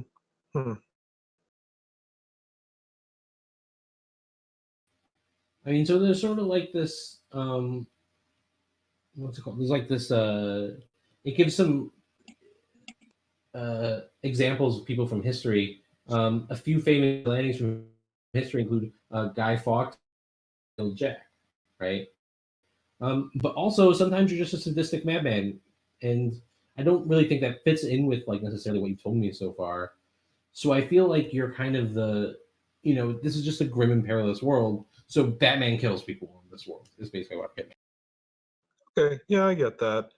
I also there's the whole fact that the Green Man is a harvest kind of figure, and harvest means death one way or the other. So Yeah, cool. So that's your moniker. You're the Green Man. yeah, the Green Man. I really like that. That's really cool. Yeah, I think you have. So I think your special trapping is I think you have the Green Man's mask, and I think you have maybe like a scythe or something, right? Like I think that would be like your weapon of choice, right? And the mask has like antlers and shit. Certain versions of the Green Man's mask does have antlers. It's actually works out pretty well for making the mask because deer antlers do fall off during the winter around that time. Cool. Yeah. Okay. Yeah, I think that's your special trapping. I think you have the Green Man's mask with antlers and a leaf. I think that's cool. Sounds reasonable. All right. Next up, Fluff Dragoon. Tell us a bit about the Dragoon. It looks like I get to play between warrior and having the girl fantasy of always having a pony. This is what happens to me. I'm okay with this. It looks like I'm a professional, like a mount cavalry kind of person. So I have a mount, and I have a special bond with my mount. We eat and train and fight together, and I'm like squee. Yeah, I mean, you definitely have like a war horse that your parents bought you. Yes, I think this has to do with the fact that mom probably wanted me to be like more of a girly girl, but I did not because ogre dad influence. And they were like, okay, we'll do something close to that. We'll teach you horseback riding. We'll make it somewhat presentable. Well, I mean, like you are a dragoon, right? So you serve in a regiment. Do you serve under Lord Thorisman's regiment? I imagine yes, that would make sense. Or I guess it's platoon. I guess probably the whole regiment. But maybe a unit Yeah, of dragoons. I'm the newest recruit. Essentially, I'm the newbie. Cool. I would imagine that along with her physicality, just the very fact that she has a war mount probably makes her stand out quite a bit in the Yeah, well, I'm gonna get the exact mount. Because she wouldn't have like a knight's horse. She'd have like a cavalry horse, which is a little smaller. Yeah. They have to be like lighter, faster. Yeah, you're probably lighter, faster because he's not an armored horse. He's you're a pistolier basically. You have a rifles and stuff. So Yeah, war horses are like the size of a moose. Yeah, they're huge. They're supposed to be able to like carry like. Yeah. I will tell you after the session exactly what kind of horse you have stat wise, but it'll be a good horse, right? Your parents have money, they bought you the horse, and then you were able to join Lord Thorisman's we'll call it a platoon, right? His dragoon unit. And you train with them probably during the summer and maybe like like the summer, and then you kind of go back home for the rest of the year. And I think that's how that works. I must hate training because it sucks and it's hot and it's sweaty. No, but I mean, like, if this village is in fact sort of a remote area, she might also have just, okay, you're the newbie in the regiment. Your posting for the next year or whatever is going to be this remote village. You're going to be patrol. Yeah, go protect the village from Yetis. Yeah, that's pretty cool. Is that what happened? It's yeah, I think that actually is kind of coincident, like just like perfect coincidence. I can't even say. I can't speak right now. It's like perfect, considering that, it's like, oh, I know that area somewhat. Are you I think you're the only like military arm that Lord Thorsman keeps in this town. Yeah, I think you are. Does that sound about right? Yeah, probably, because it's a small village. I don't think they get too much trouble. She is a constant reminder to everyone in the village that Lord Thorsman's reach extends all the way. Cool. Nero. What? Yep, as a your- charlatan. Yeah, tell me. So, trickster, conman, lies, deceit, disguises, the shell game, card games, con games of any kind. The special ability is the confidence trick, which you may flip the result to succeed at guile tests, which I'm guessing guile is all, again, deceits and lies and whatnot. When you succeed, it is always considered a critical success. Furthermore, you can influence the number of people with the guile skill equal to your fellowship bonus times 3. This includes the dirty tricks during combat. Sorry, I let go of the push to talk button. I'm really starting to see this guy as he fled a life of hardship and servitude without, I'm thinking he might have even been an indentured servant of some kind and said, screw this, I'm done. Yeah, I think we established he was a serf, right? Like, Yeah. Serfdom has not been abolished. Most people are basically slaves. Yeah. And somewhere along the way, while fleeing, always driven by these notions that I'm really meant for more than just this life of menial servitude. I'm meant to be a hero of some kind, or at least that's what was floating through his brain. Came across a situation where people were legitimately in danger, and bit off way more than he could chew in a really legitimate attempt to help, and lost his leg. And that's when he clued into the fact that this guy is just not made for fighting, but he's pretty decent at talking. So he's going to try to make his way through this world using his wits. And if he has to skim a little off the top whenever he gets an opportunity just to keep going, then so be it. He'll figure out his next move as things progress. Do you have any ideas? I'm sort of at a loss for what could be your special thing. Do you have any ideas? Like, what's your special piece of equipment that you have? Well, I'm thinking either loaded dice or marked card. Yeah, I like that. Either one of those sounds great. Go ahead and take that. Theta, tell us about the valet. It's funny that we have a vigilante in the group, right? Because the valet's special ability is, you might recognize it. It's Alfred Fenningworth, kind of like the butler to Batman. Yeah.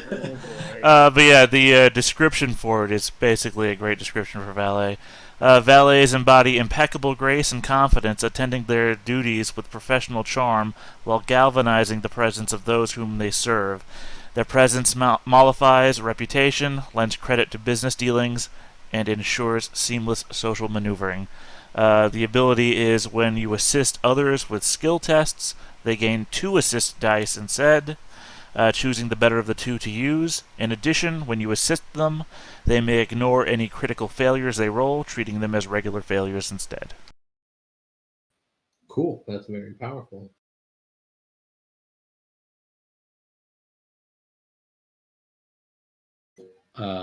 trapping for yourself, a special piece of equipment, something that only like you would have for being a.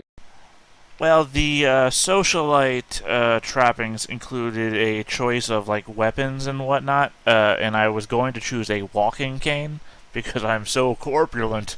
But I mean, I would like to switch out the standard walking cane it would come with maybe an ornamental walking cane that shows my status beneath the lord of the region Cool. as his I like it. personal valet who doesn't get to stay in the house.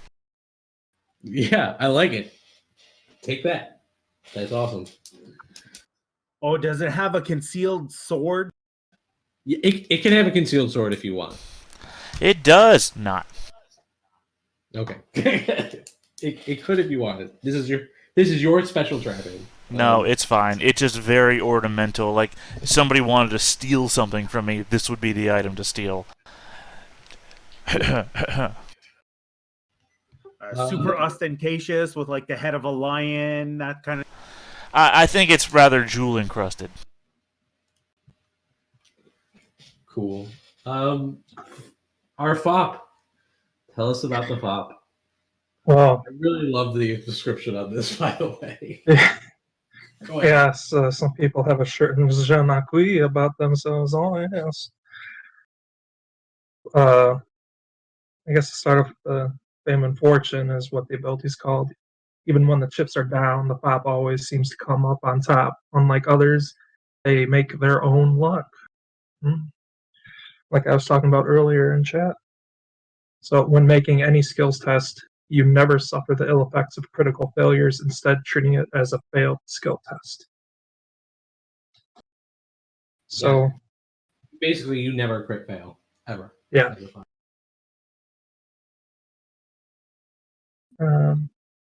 What, And what do you think you have as a special item? some nice perfumed clothes. Just looks so dapper. Okay, yeah, I would say that's a fair thing to have, especially since the knave doesn't get anything like that. Yeah, put yourself some like the clothing of an aristocrat or something for now, and we'll figure out what that looks like later when we have more time to when I have some more time to like look at the actual items available in the game. Okay. Yeah. So we've pretty much done the basic character creation stuff. I'm gonna real quick explain the skills. I'd like to take like a 5-minute break because I kind of want to like look at my notes, condense some things, and then come back and we're basically gonna get into the world building. We're gonna figure out what our central conflicts are, and we're gonna figure out why this village needs somebody to help them, and we're gonna kind of get into that after the break. So, if you look in the book, you'll see you have your advances next to your class. And then if you look on your character sheet, you have the rewards and tiers tab if you open that up. And you fill in your profession, and you can see on the left it has the skill ranks. You can just type in all your skill ranks down the left side. And on the right side, you have your bonus advances and talents. You just type every single one into there. And then when we get to like how you spend your reward points, I'll describe what you need to do next. Kind of like fill out one of these for you. Right. Does everyone understand that? Yep. Yep.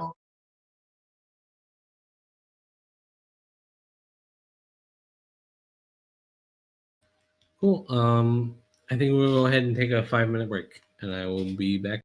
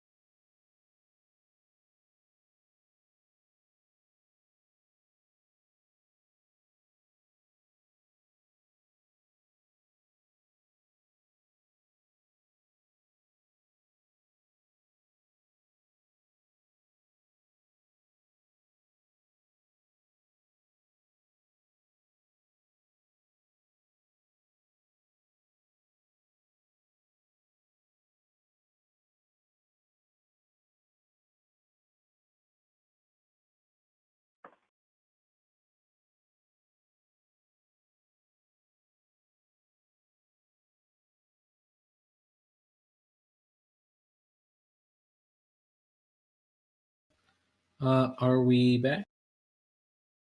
Mhm. Okay. So yeah, let's do some world building stuff.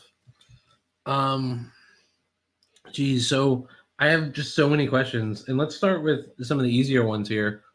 What does this village do for? What are its main exports? Um, is there a big farming and livestock component to this village? I imagine there's a harvest. So just let me know. I want to know about like what your village actually. Well, I thought, I mean, obviously we know that there's a mine somewhere around here, and along with some basic agriculture, wheat and barley, and maybe some rudimentary sheep herding. I thought it might be interesting if one of the main sources of income for the village might be beekeeping and all of the honey associated products that come with it. I imagine, a village that produces things like honey bread and honey butter and mead and that kind of Yeah. thing. And then once or twice a season, that stuff gets sent to the closest market town, and that's how the village generates, some of its income. I actually like that. Maybe Fluff. Maybe your family owns a meadery. That it could be that that's their like main shop. Did you get a family name for your character, by the way? Oh no, I didn't think of one. Okay, when you have that. Yeah. Do you want them now? Do you want us to just type them out, or just? Yeah, you can just go ahead and type them out. Your character names. I will eventually start addressing your characters by their names. Right now it's not as important. If you can't think of anything or you want to wait until next week, it's fine. No, I got mine.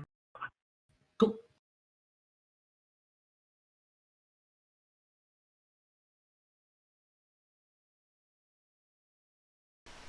I typically put What? the character What? name in the options on the Roll20, and then put your screen name in like parentheses or something. Makes it easier to remember. Yeah, that will help. You do that at the little cog in the top right, by the way. Yep. So.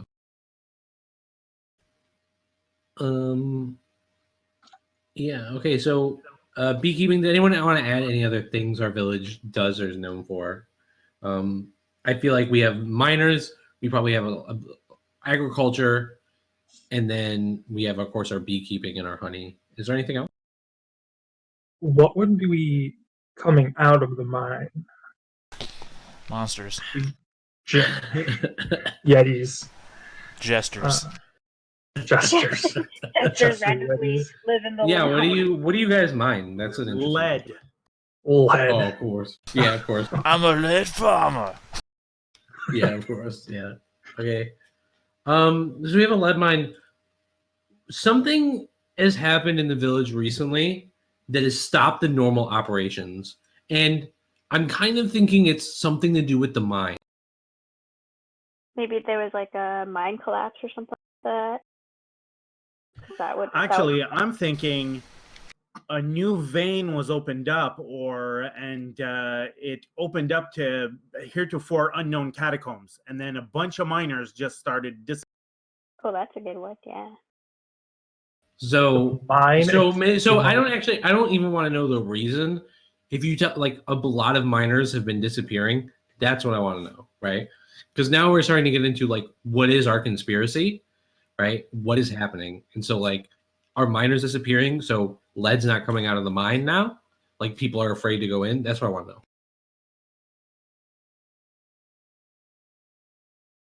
Either that, or a bunch of children from the village started going. Those goddamn clowns. Those goddamn elves. Miners have been finding children's bodies in the mine. Because why would children going missing stop our town's normal production? Because the town is very worried right now, right? That this is a given. The town is very worried because you're not going to be able to make your tithe, right? Either the mine has stopped working, the bees died. Well, probably not the bees because I think Fluff's family owns the meadery, so it doesn't matter for the tithe. If the tithe or something doesn't has happened to the get crop. paid, is it Fluff that's going to come down and discipline everybody? No, because Fluff is their family owns their own land, and they probably own the beekeeping operation and the meadery. Oh, I meant as So the dragoon to the they're in it. Lord. Oh yeah, you're right. Yeah, she probably would definitely totally. Right, so I have to be the tattletale that tells the Lord, and then Dragoon Fluff gets pulled in to punish everybody. Yeah. So I kind of want to know what is this thing? What is Disturb the Village? By the way, how far away from the village is the mine? In the center. I think the village. I think it's less than a day's walk, right? Because workers get there and back. So like maybe a couple hours of walk in the morning and back to the village. You probably wouldn't be living right on top. Yeah, no, you wouldn't want your house to collapse into the mine. Actually, I'm wondering whether it wouldn't be more a situation where the miners leave the village, they go to the mine, they probably spend 4, 5, 6 days there, and then come back for a day or two. Yeah, that probably makes the most sense. Yeah. Because also, the further away the mine is from the village, the more severe the threat can be, and the less likely it is for normal people to know about it. Like, the Also, miners they're- don't they're want to tell people, because if the miners tell people, then their whole livelihood gets ruined, so they're probably out there trying to deal with it themselves. Yeah, what if like the miners just are on their way to work one day and they just never show up? Oh, you mean like something yeah. between Oh, them? that's a good one. Yeah, the miners are just missing. Totally. You guys like that? Everyone? Yes, very much. Yeah. Yeah. So the miners have just gone missing.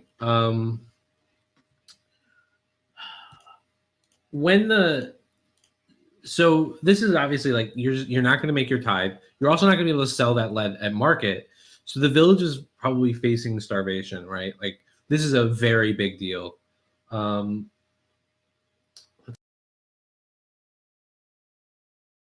So why have you guys decided to like leave leave whatever jobs you were pursuing and deal with this problem?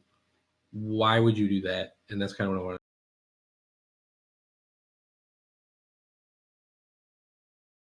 I thought there was money to be made here.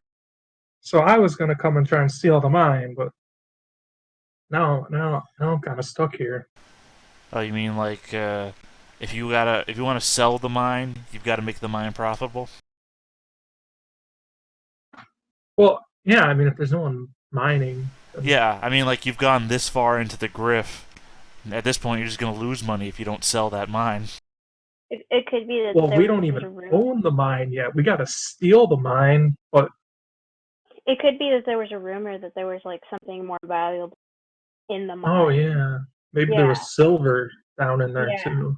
Yeah, or something quite profitable that was in the mine. There's like rumors about it because nobody actually knows. Like, I mean, nobody has really gone that deep.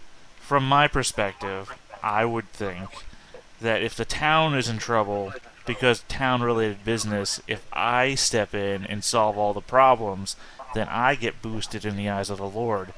Where at the same time, if I fail, it wasn't my problem to begin with. to. Yeah. So I mean, you're I think gonna have to use Nero and I to solve this problem, aren't you? Right.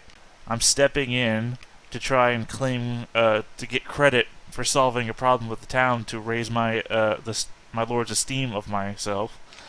But I also know that if I fail in this endeavor, it wasn't my problem to begin with. I won't take the blame. The villagers will take the blame. I'm gonna go along with Grippy nominally because yes, this is part of the grift, and we need to make money out of it. That's the story I'm telling him. But in actual fact, he legitimately wants to help these people. yeah, right. Like you actually have a Yeah. strong moral motive to do this. But he has to couch it, right? He can't admit to the fact that he wants to do the right thing for the right reasons. He's got to pretend that there's something in it. Yeah. I think Fluff. I think your character is pretty obvious here.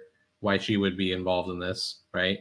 Yeah, it's their village, and Do you think your character sees himself as in charge of this little operation, or do you think Alexandre, the elf, sees himself as in charge?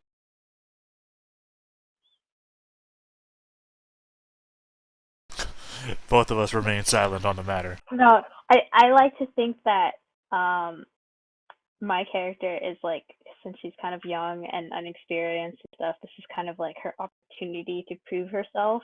Whether people believe she's ready or not is debatable.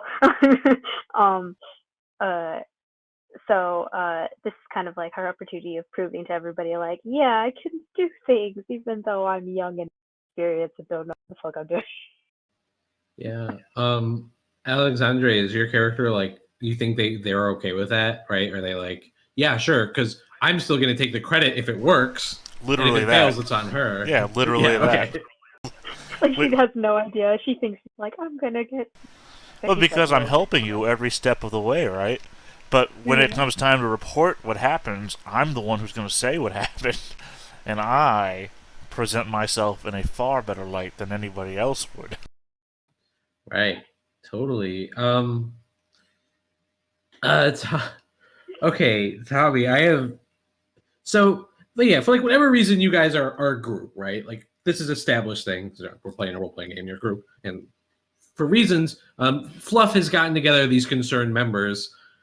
Do you show up to the meetings, or like, do you show up to the group as the Green Man, or do you show up as your not your alter ego? What do they call that? I guess your alter ego. Sure. Yeah, the Clark Kent of what's going on of the situation. So like, what would be funny if you did appear as like your Kent, and then when we have to go do stuff, you just randomly appear as like, I'm going to help you, and then my character is a fangirl, and she's like, yes, join us. It could be a thing. Could be. Wouldn't it be hilarious if the rest of us were just too stupid to put two and two together and we never figured? That seems really laborious, but also very funny. I like it a little.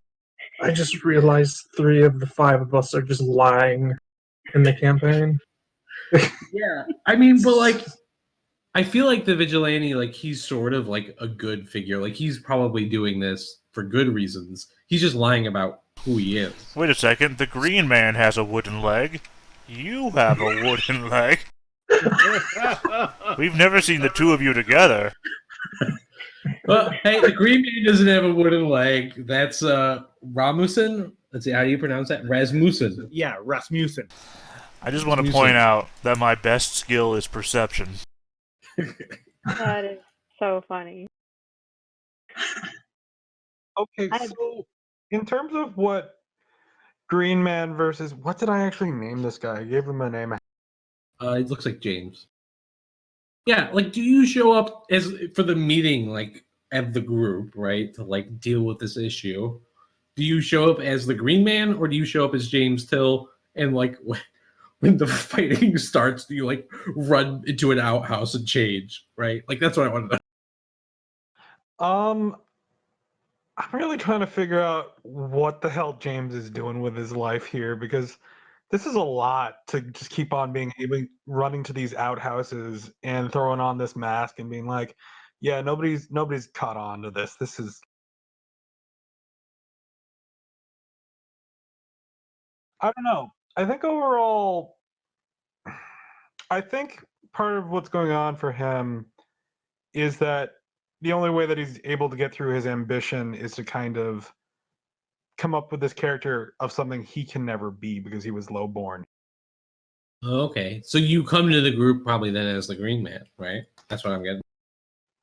Yeah, probably somebody that's been around in the area and knows what's happening and is like, well, they'll never take my help as James Till, so I'll be the Green Man, or I don't know. We light a lantern. We light a lantern to with like a... Yeah, I mean, you've been around for 5 years, Fluff. Is that something like maybe the old dragoon told you like, oh, when you need help from the green man, you light the lantern, right? Like outside the little guardhouse where you probably will stay. Definitely. Oh yeah, Well, they the invested a little bit of money to get green tinted glass in his lantern. That's wonderfully horrible. I love it. But if the Green Man has been operating in these parts for several years now, I imagine that there's kind of a legend that's been built up around him a little. I definitely think there is. And I think like the villagers haven't really like put it together because I have a feeling like James Till is like somebody very easy to ignore. That's kind of what I'm getting. Am I right? Am I on the right track there, Tommy? Yeah, I think James just doesn't talk a lot at all. He's just like, yep, sounds good.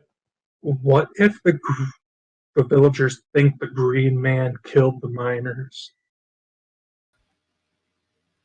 It might be, but I don't necessarily know then that like he could move around the village, right? And I don't know if that's necessarily where we want to head down our path. No, I'm getting a okay. bit more of a Zorro vibe. So Yeah, me too. You know, the villages, Yeah. the villagers are aware that there's this figure who lives out in sort of the nearby wilderness called the Green Man, and whenever something really terrible starts to happen, they light the lanterns, and then at night somebody might catch a glimpse of the antlered Green Man running through the village, heading off someplace. Yeah, I think that makes sense. Yeah, Okay. I like that That sounds idea. pretty solid. Yeah, why not? Yeah, but of course, Tommy, it's your character, so whatever you. Yeah, of course, we're just spitballing here. Yeah, Well, I mean, ultimately, the character seems like somebody who finds a problem, gets it to confess, and then drops it off in town. I'm okay with the idea of just somebody who blends in most of the time and then does his weird green man. Cool. Yeah. So like by day, he's probably nothing more special than like a shepherd or something. Yeah. The shepherd is actually a good choice. I like it. Yeah. Would you call him Okay. mild mannered? Yeah, a very white wool kind of guy there. Yeah. Okay. Cool. So I kind of know why all you guys are in this group. Why you're in this maybe even like do you like call this like the town's militia, right? yeah. Or- I totally like once I was given the duty to do this, I had so grand dreams, and I just decided to name our team something because this is because I'm childish like that. Oh, so you gave them like a name, like a real, like a not Like just a like team. town militia, something else. Yeah, like I made I made an up a name that for us was for no reason at all, just because I was so excited that I was actually able to gather these group of people to work under me. That's awesome. Ooh. Yeah. You have the name? Yeah, you have the. We want to. That's the hard part. What do I call you guys? What do I call the group? I mean, most of us are outsiders. Maybe the outsiders. Ooh. Outlanders. Yes, I love that. Outlanders. Cool. It doubly works because you can shout it at us as you're leaving you behind, like a burning building or something. Outlander! You might. Okay, so Basques Outlanders. I like that. Yeah. All right, so I have a few more questions to get to. Sorry, like my brain sometimes bounces around. I'd like to know, there's something that is a central problem to this village that has been a problem for a long time. And it's just like the miners disappearing is just a new thing, but there's some sort of tension in this village. This could be, I don't think it's an ethnic tension, but it might be. This could be a religious tension, something like that. This could be there's a plague. Maybe it's something that forces from the outside world. Maybe there's a big civil war that's been brewing, right? And it's just about to hit that tipping point. And even this far-flung village, you're starting to feel the effects of that. Well, I'm thinking there might be two things at play. I really like the idea of like a 2 or 3 way civil war, which by and large the village has not been affected by, but every month it seems to be creeping closer and closer. But much more closer to home, I'm thinking about the Green Man persona. And I'm thinking there might be some tension between the people who adhere to the traditional sort of monolithic god that the realm as a whole adheres to, and maybe some throwbacks to some of the older deities, the sort of almost the pagan deities of the village and of the region. And the Green Man may hearken back to that. And so just the fact of his mere presence means that people are constantly reminded that, you know, they used to have different gods, different myths, different traditions. And whatever the religious powers that be that affect influence in the village, in spite of all the good that the Green Man might have done over the years, they kind of hate him. I also like to think that like the birth of my character was another on too. Like she's like she's clearly mixed blood, or some people have suspicions, but they're not too sure because nobody knows what to say, and it's kind of like a hearken to what's out up there in the mountain, that it's something that is unknown, kind of brings also the topic of these past myths and past tales that kind of contradict like the main religion. Yeah. Okay. So here's what I'm getting, and I'm just like summarizing. Like, if you guys want to add, or if you think that sounds good to you, the conflict of the empire. We're just going to call it the empire, right? We'll assume this sort of works like the Holy Roman Empire. The conflict of the empire at large is they're engulfed in this big civil war, and realistically, this is sort of like out of your character's view, even though it's encroaching slowly in your village.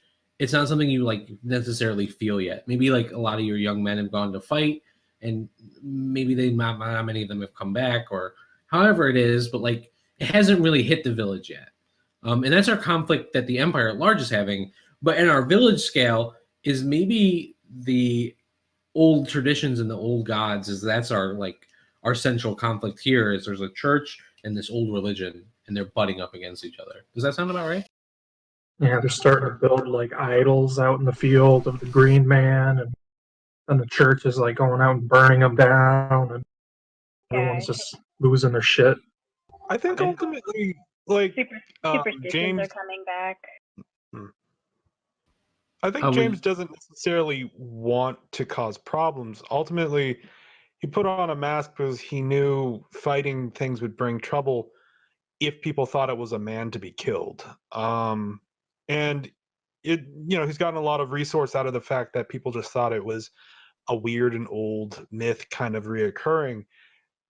I think comeuppance is actually a really interesting idea, of the fact that people are possibly going to face a lot of problems because they started to believe in him.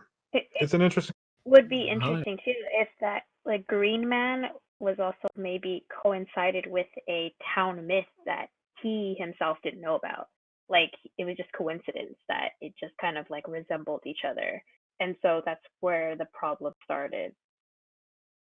It was or maybe maybe he did know about it, and then this is more for Tommy to decide at a later date. But maybe he did know about it, and it has something to tie with his forgotten upbringing. It occurs to me that the Wendigo out in the wilderness may also, for a very long time, have been thought of as simply myths. And when Genevieve shows up in the flesh as a reminder that no, out there in the mountains and in the wilderness, the things that you all thought were forgotten were still very much alive, that may have had an impact on the town psyche as well. Well, I mean, I saw it attacking a woman some 18 years ago. Yeah, I think that's actually, I think that's a really cool central conflict for our village. What would be funny is if our elf person who's been around for a very long time, 20 years, actually brought this up. He's like, oh yeah, aren't there like creatures of mountains or something like that, or he was the one who maybe reminded people of the myth just out of information that he knew, like not really like thinking that he was going to cause damage or something. But Yeah, trying to ingratiate myself to the local populace. I'm telling stories of the things I've seen and not sing really songs of it. Yeah, not really cognizant of the effects it's having on the local populace. yeah, you're thinking, oh, these are just like tales or myths, you know, they don't really have any bearing or meaning, you know. I like to think that I've been sitting on the fact that I saw this Wendigo attacking this air quotes attacking this woman in the mountains, and then these miners start vanishing, and it's like, could be unrelated. Just not thinking about it. Who has our romantic nature thing? Man, if someone was running around with that mask, I would run away. Oh yeah, that's badass, dude. I like the way. I think it's really cool. That's what your character does. So we've gotten our central conflict for the village, and give me some really great ideas and some good material to start us with. But now I need some just like. Okay, actually, first things first. Let's name this village. Just shout out a name, and when we like it, I think we'll just Martha. Appia.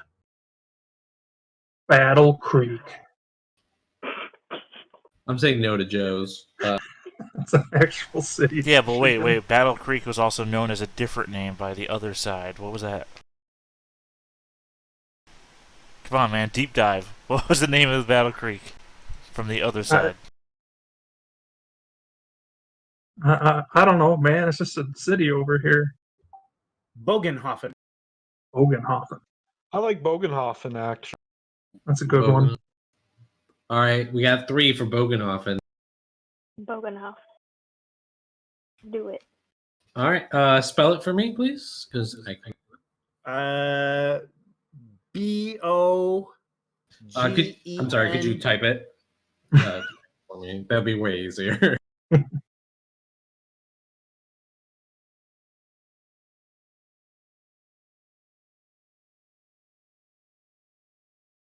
Thank you. I can't steal credit for the name. Like that's a name that I remember hearing years ago from a Warhammer campaign that Awesome. Hey, works. Sounds good. So the sleepy town of Bogenhofen. It probably actually maybe it looks a little bit like our thing. How many? I'm imagining maybe about like 25 to 30 households in this town. Does that sound about right? Yeah, I would say that's net number of villagers less than 100 or more than 100. A little more than 100, right? The big families, so 25 households, right? So it's 25 different families. But like you have some single people, like probably I imagine James is single. I imagine Alexandre is also single. I too imagine that. I think we all single. I think we all pretty single. Yeah, I don't think any of you are family people. Are we all going to be just like living at the inn? So yeah, there's definitely like I think a tavern with maybe like a couple of rooms for like when the Lord and his people come, and that's the rooms you conjure your way into. And it's also like where the miners drink after they go out. So maybe I think there's about like 150 people that live here. So maybe like 30 households. So kind of like a omelet or slightly larger than omelet. Yeah. So yeah, so that's still a pretty small community. That's a community where you pretty much know everybody's name in that community. Yeah, that makes sense. Yeah. Yeah. So we have the important Bosk family. They are the burghers of the town. They've really risen above the rest of it. Everyone else is pretty much serfs who's from the village. Does anyone have any other ideas for some important figures of our town? Whether this be the priest, the person who runs the tavern, the local barber surgeon? Do we have a blacksmith, a miller, like anybody? Just ahead, to man. sidestep that real quick. Did we ever name the Lord? Lord Thorismund. Thorismund. Sorry, I forgot for a moment. I'm not 100% certain on his title. I need to do some research on some Holy Roman Empire.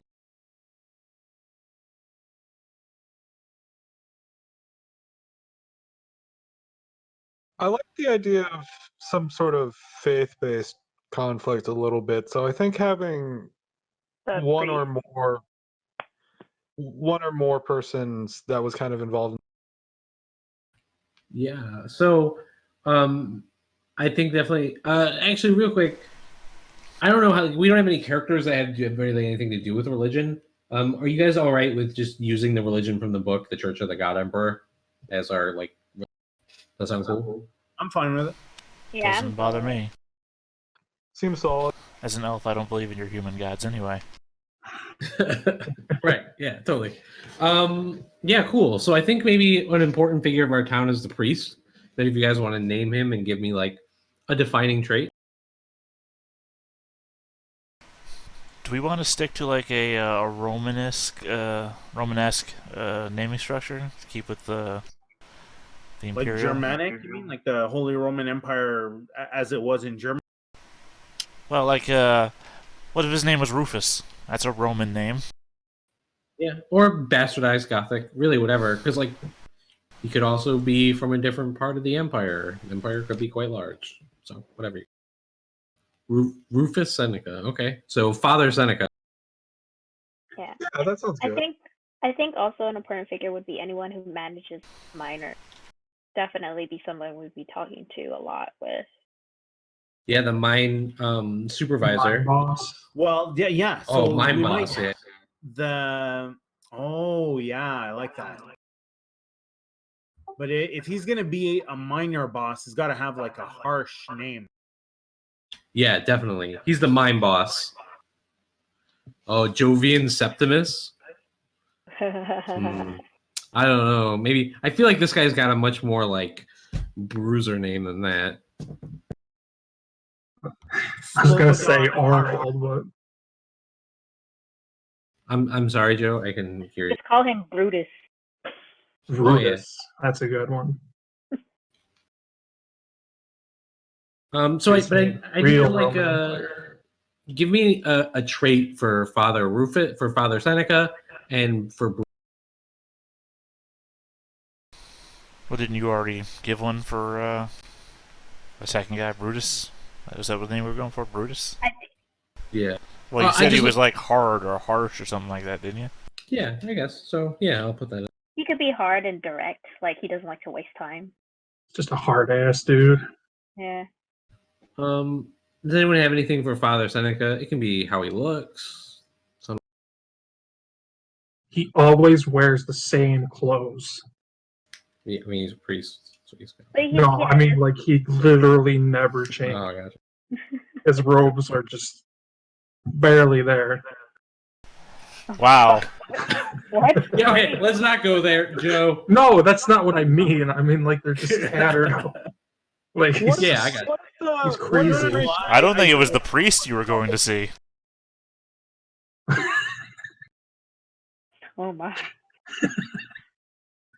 What if the priest had a complex where they just never wanted to look wrong? So anytime they're like very self-conscious, basically. Like if there's any rebuttal against his Yeah. work, he's kind of like he doesn't like it.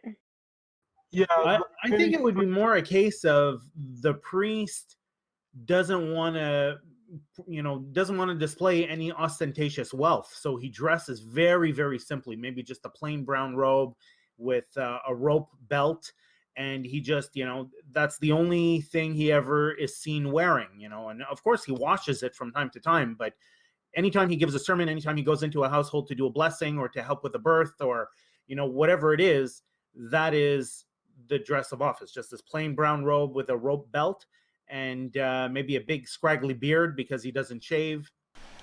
What if Yeah, it's like you couldn't tell him Is apart he from one of those figures who's just like super like you have to that some almost kind of like a Protestant view, like you have to have everything. Life is what we should be living as humans. Like it's What all if about simplicity. he's a liar though?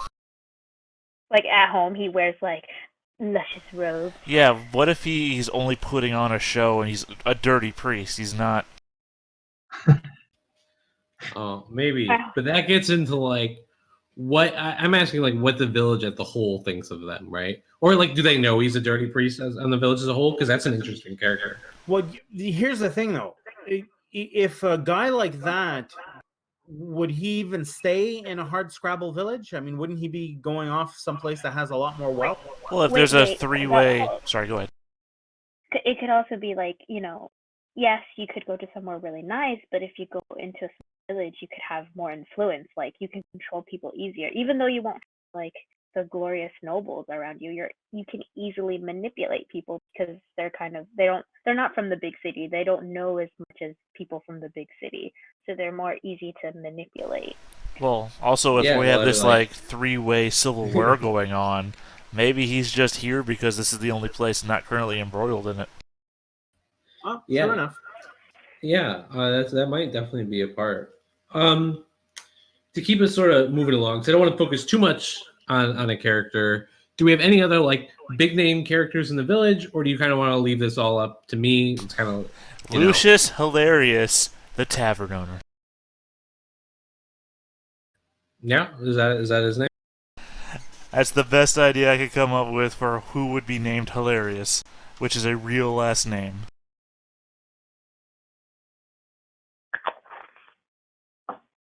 Can you give me a trait for Lucius? Mirthful. He's fat and always sings with the elf. Sure. I mean, stay in there. Why not? Give me a Do we good have reason to stay around. Do you have like a captain of like any force in this village? The mayor? Or would the I kinda priest be the think- mayor? No, I kind of think Alexandre is like the closest thing to a mayor your town has, right? Because he basically is like the mouthpiece of Lord Thorsman, who can't be bothered to actually come to the village. Oh, I assumed that the burgher would act as the mayor, and I tell the burgher what to do on behalf of the Lord. I have no given rank of my own. I represent those with power. Yeah, no, and I think that's very true. But the burgher, the Bosk family, they don't actually have any power over the village. They're just wealthy, right? So if Lord Thorsman was here, there's actually like kind of a natural conflict there because like they don't pay taxes to him. They don't pay tithes. They're free. They own their own land. So that's a much different situation. Yeah. Sure, then I guess I act with the authority of a mayor, but I do not have actual authority. I'm passing down the authority. Yeah, and I don't think the villagers would take you very seriously either if you tried to actually like push around and have authority, right? I don't think they would. Yeah, mine quickly goes from, this is what I say because this is what the Lord says, to, I'm going to tell my boss on you. No, I think Well, that's if we want to inject tension as far as authority goes, we may want to consider like a barrister NPC in the village, like almost like a lawyer or a judge of some kind, the local magistrate. I want everyone to remember that Nero said, this town needs a lawyer. Yeah, what do you guys think about that? Maybe not. That would be the priest, though, right? It might be. Yeah, well, that's the priest of the Sigmar Empire might do that. What do you guys think? Does the priest fill that role? I mean, That- the priest could just be like, "Hey, go send this person to the other village to get yelled at or something." So, I mean, this is Well, a here's the small village, right? I think if it is that small a village and the priest is a character of authority, then his authority would derive from sort of religious tradition. But people wouldn't necessarily go to him to settle, disputes about land or livestock or any of that stuff.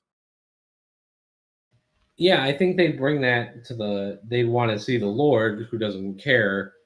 So, like, Oh they yeah, set up no, some it's other system. it's like the authoritarian model where the Lord will give you an audience to vent your grievances, but you gotta go through the consults to get that audience with the Lord, and they don't want you to bother the Lord, because if they bring you to the Lord, they look bad if yours is just total bullshit. Well, I mean, there is that middleman step that can be there, but if the village is too small to even have one of those, then it's possible they just, the two factions show up at the Lord's Manor 2, 3, 4 days away and, ask for an audience. And then they sit there waiting for the next 6 days. Yeah. Sounds like a shithole to live. I mean, that kind of just leads people to try and solve their own problems, violent or not. Yeah. I think it's kind of what happens, right? Like, I Yeah, think and that's why we have our vigilante. that's what, there you go. That's And the local dragoon. It's going around So- shooting people. Real quick, what do you guys? Do we have any other characters, or do you want me to sort of leave me to my devices and populate the village? Up to you. I don't mind giving you a hand. I'm having a hard time coming up with things on the spot, but I can definitely send you a list. I Yeah, think no problem. like a herbalist definitely would be very important. Like a doctor. I think so. Yeah. Like a medicine man or medicine woman. Mm-hmm. For very non-specific reasons, I think it would be very funny if there was a large family of goat herders that hated a large family of sheep herders, and there was just kind of an ongoing back and forth family feud between these two families. That would be hilarious. Are you part of that? Because you're a sheep herder. Are you part? Or are you like on the outside of it? I'm just some guy with sheep that's like, no, just calm down, you bastard. Yeah. So we have a Hatfield and McCoy analog here. Yeah. You throw the idea out there, and certainly on the surface it sounds funny, but I think there's some potential for some real darkness there if Yeah. we want to go. Good old Hatcoys and McFields. Yeah. Let's see, Texas.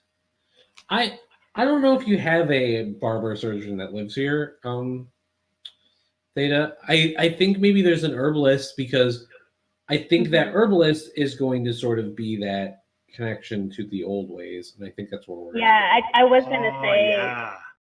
I feel like our local elf and the herbalist would know each other well, whether it be friendly or like rival. It would be up to So actually, she could be like the local wise woman. Mhm. Yeah, I think so. I think that's where we're going. I also like that. I That's feel a that small. That's a very small bit of racism on your part that you think that the elf knows the herbalist. Yeah. Yeah, I'm gonna go with that. It's not 100% negative, but it is a little bit racist. I'm And I gonna go with actually think like they think that's true, because like of course that it's like an old ass person who lives in the woods. Why would the elf He know them? knows things. And I don't think you do, because going there would mean you'd have to get dirty. Yeah, I mean, maybe you've seen me chewing on a bit of mandrake root or something, and you just assume, oh man, he's an elf. He knows where those things are located. I'd pick him, all that shit. Nope. Yeah. I bought him like the rest of you. Look. I have my assumptions. You have your assumptions. I can believe what I believe. Cool. Yeah, so I think I've got enough like people. I'm gonna populate the town. I'm gonna talk a little bit about what I'm gonna do over the next week and what I need you guys to do, and hopefully so we can come to our next session and jump right into the action, because that's how I always like to start my campaigns, is with a bang. So that's how we will be doing that. Let's see, any final world building details? Yeah, so I think the nearby like big market town that you guys go to, where Lord Thorsmond is called Scarsburg. And that's for my other campaign, so it'll be easy for me. That sounds good. Yeah. I think a really dramatic mountain range would be funny. Like some sort of fort pretty high up there that got abandoned a while. Like the Giant's Fist Mountains. Yeah, and maybe that's where the Yetis moved into after, people were like, it's really not worth keeping this fort. There's no wars going on. Yeah, I think the mountains, maybe the, oh god, I had this name, cool. The Droningers. I will spell that Just out. imagine it. An abandoned mountain fort filled with chaos yetis. Jesus Christ. Sounds like fun. That'd be awful. By the Child Emperor. I don't know how you exclaim his name in blasphemy. Okay, Yeah. let's get something straight. Rasmussen don't run and Rasmussen don't climb. You guys have to go up the mountains. Fuck. For us. My character, yay! Yeah, okay. Oh, sorry. I had one last question I want to ask you guys, and then we'll get to this end stuff before we get too far off track. Scarsburg, tell me all the disgusting rumor you've heard about Scarsburg. Tommy, There's no bricks, only rats.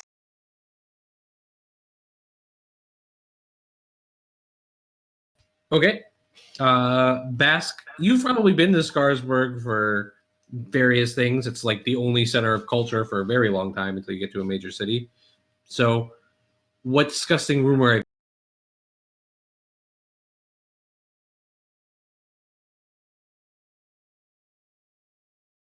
Sorry, was that directed at me?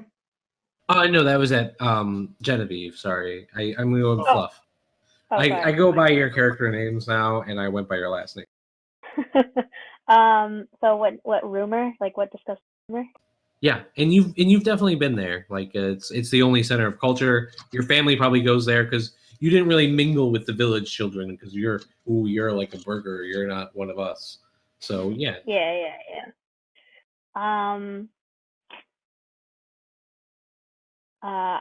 It's like there's like beast mongrels out about like with like fleas and disease. Let's not go near. Oh yeah, so there's the rats because there's no bricks. There's only rats. The rats, right? The rats carry disease. Yeah. Nero, you've definitely passed through this place. Yeah. Rasmussen has heard the deeply disturbing rumor that if you know who to ask in Scarsburg and you have enough coin on you, they'll put you in a room with someone you can strangle to death. I like it.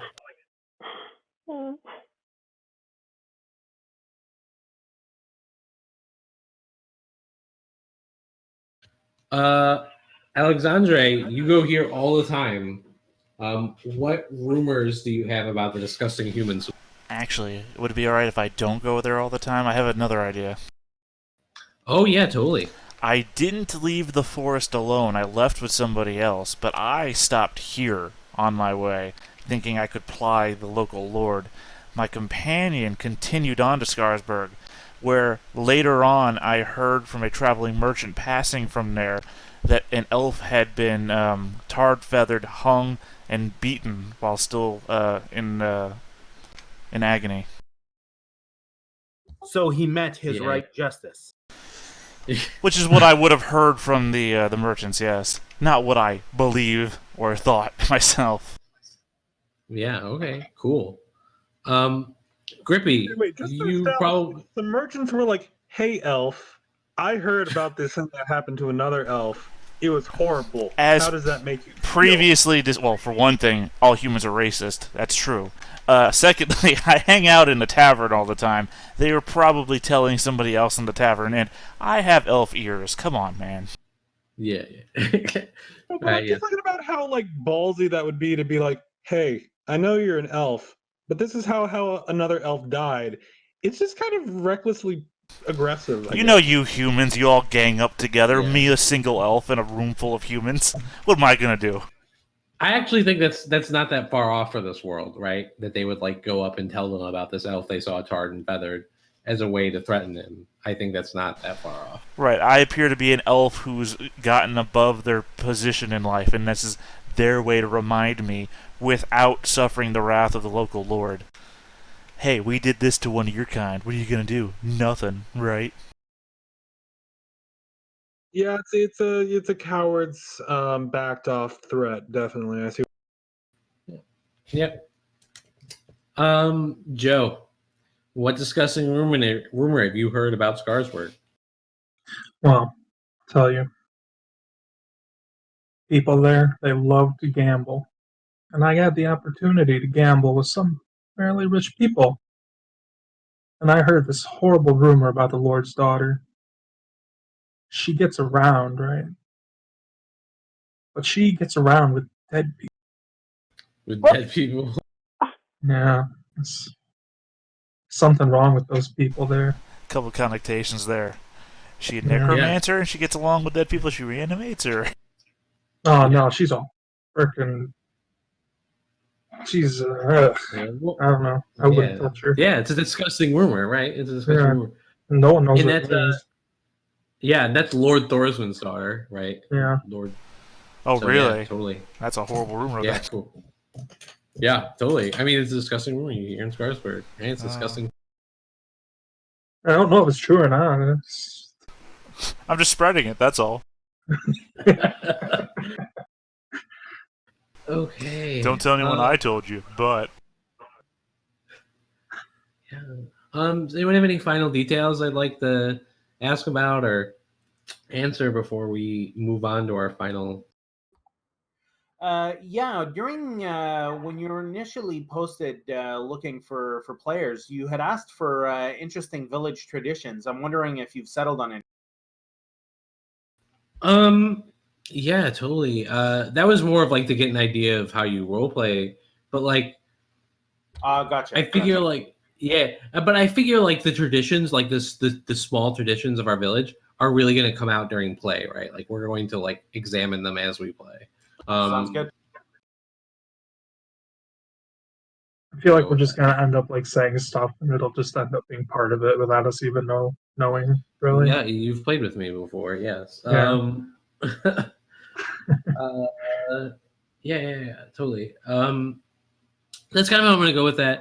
I don't necessarily want to like lay down some traditions. If you have a really interesting tradition you think might be part of this village, you can go ahead and share it now.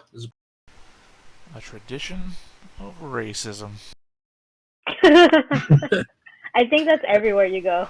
True. Very true. Not just this village. Tradition. Well, we have the Green Lanterns, right? Yeah. Maybe we have a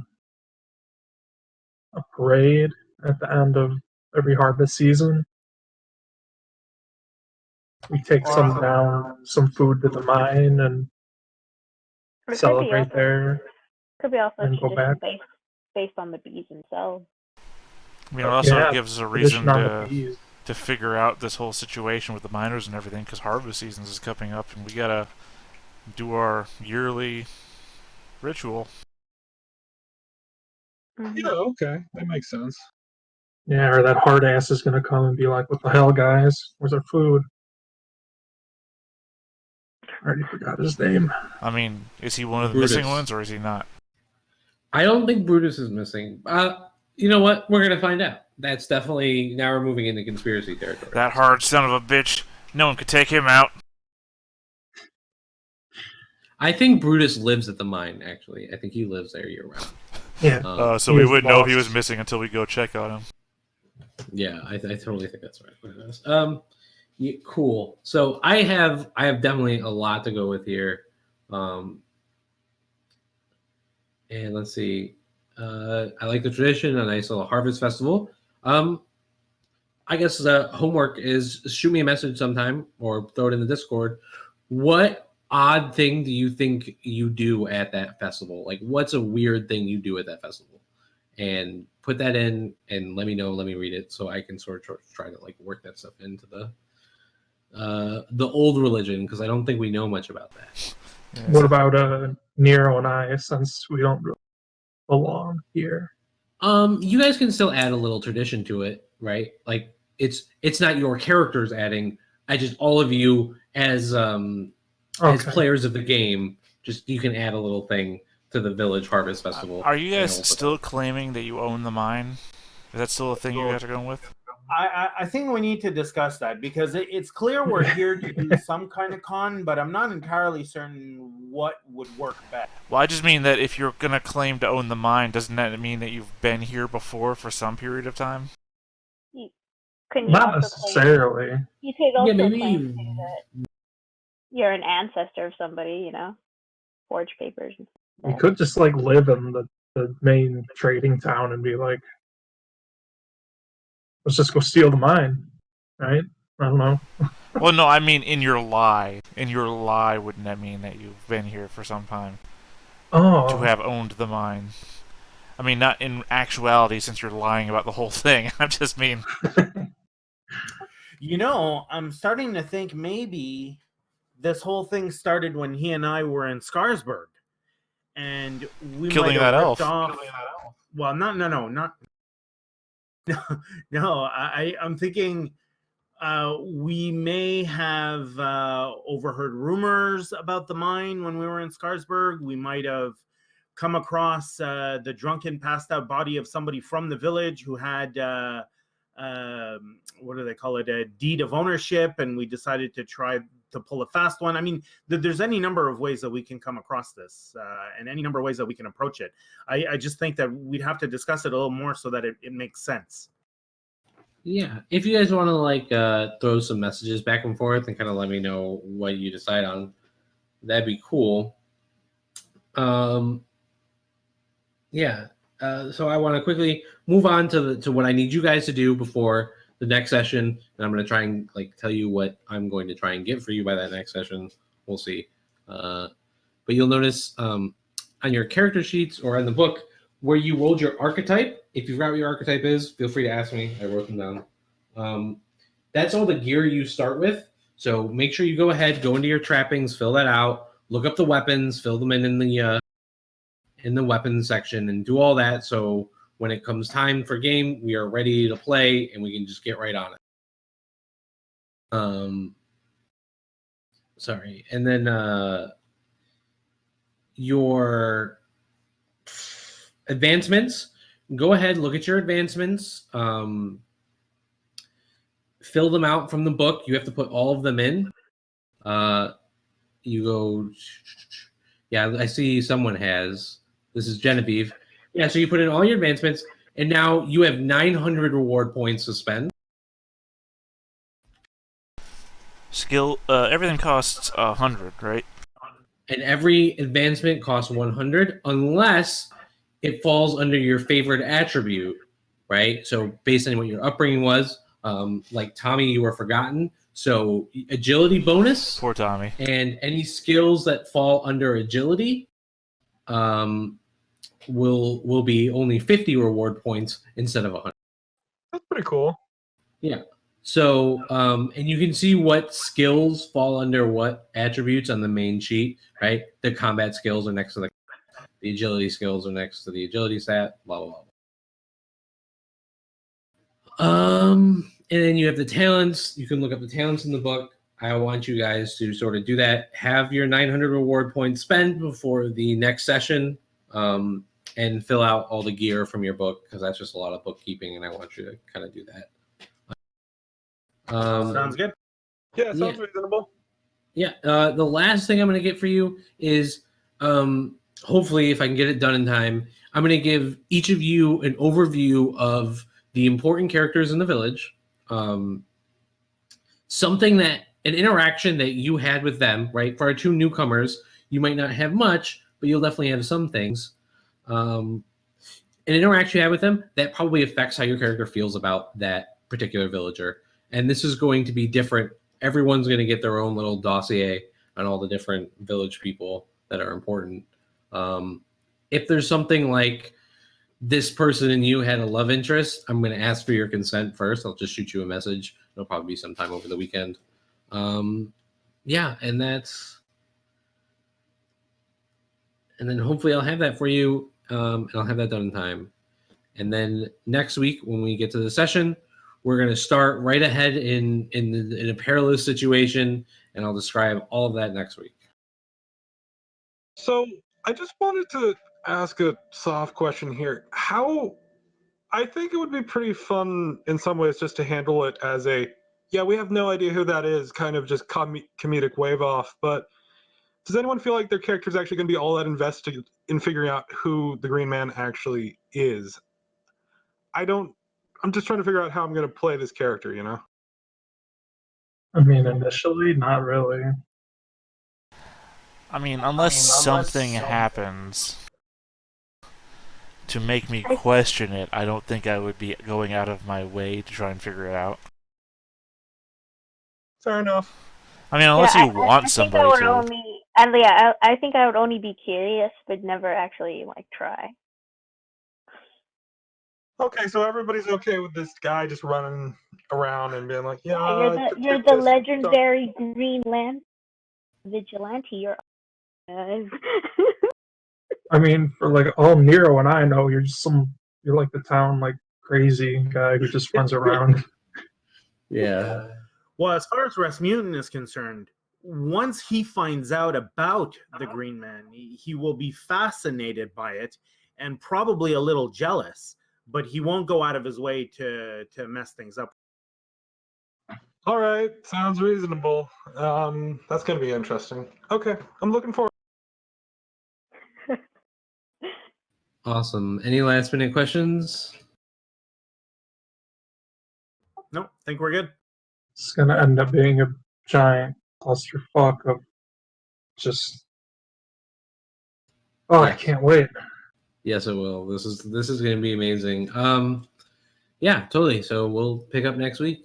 Looking forward to seeing you guys then. Have a good one. Yeah, talk to you Have a later. good one, guys. See you everyone.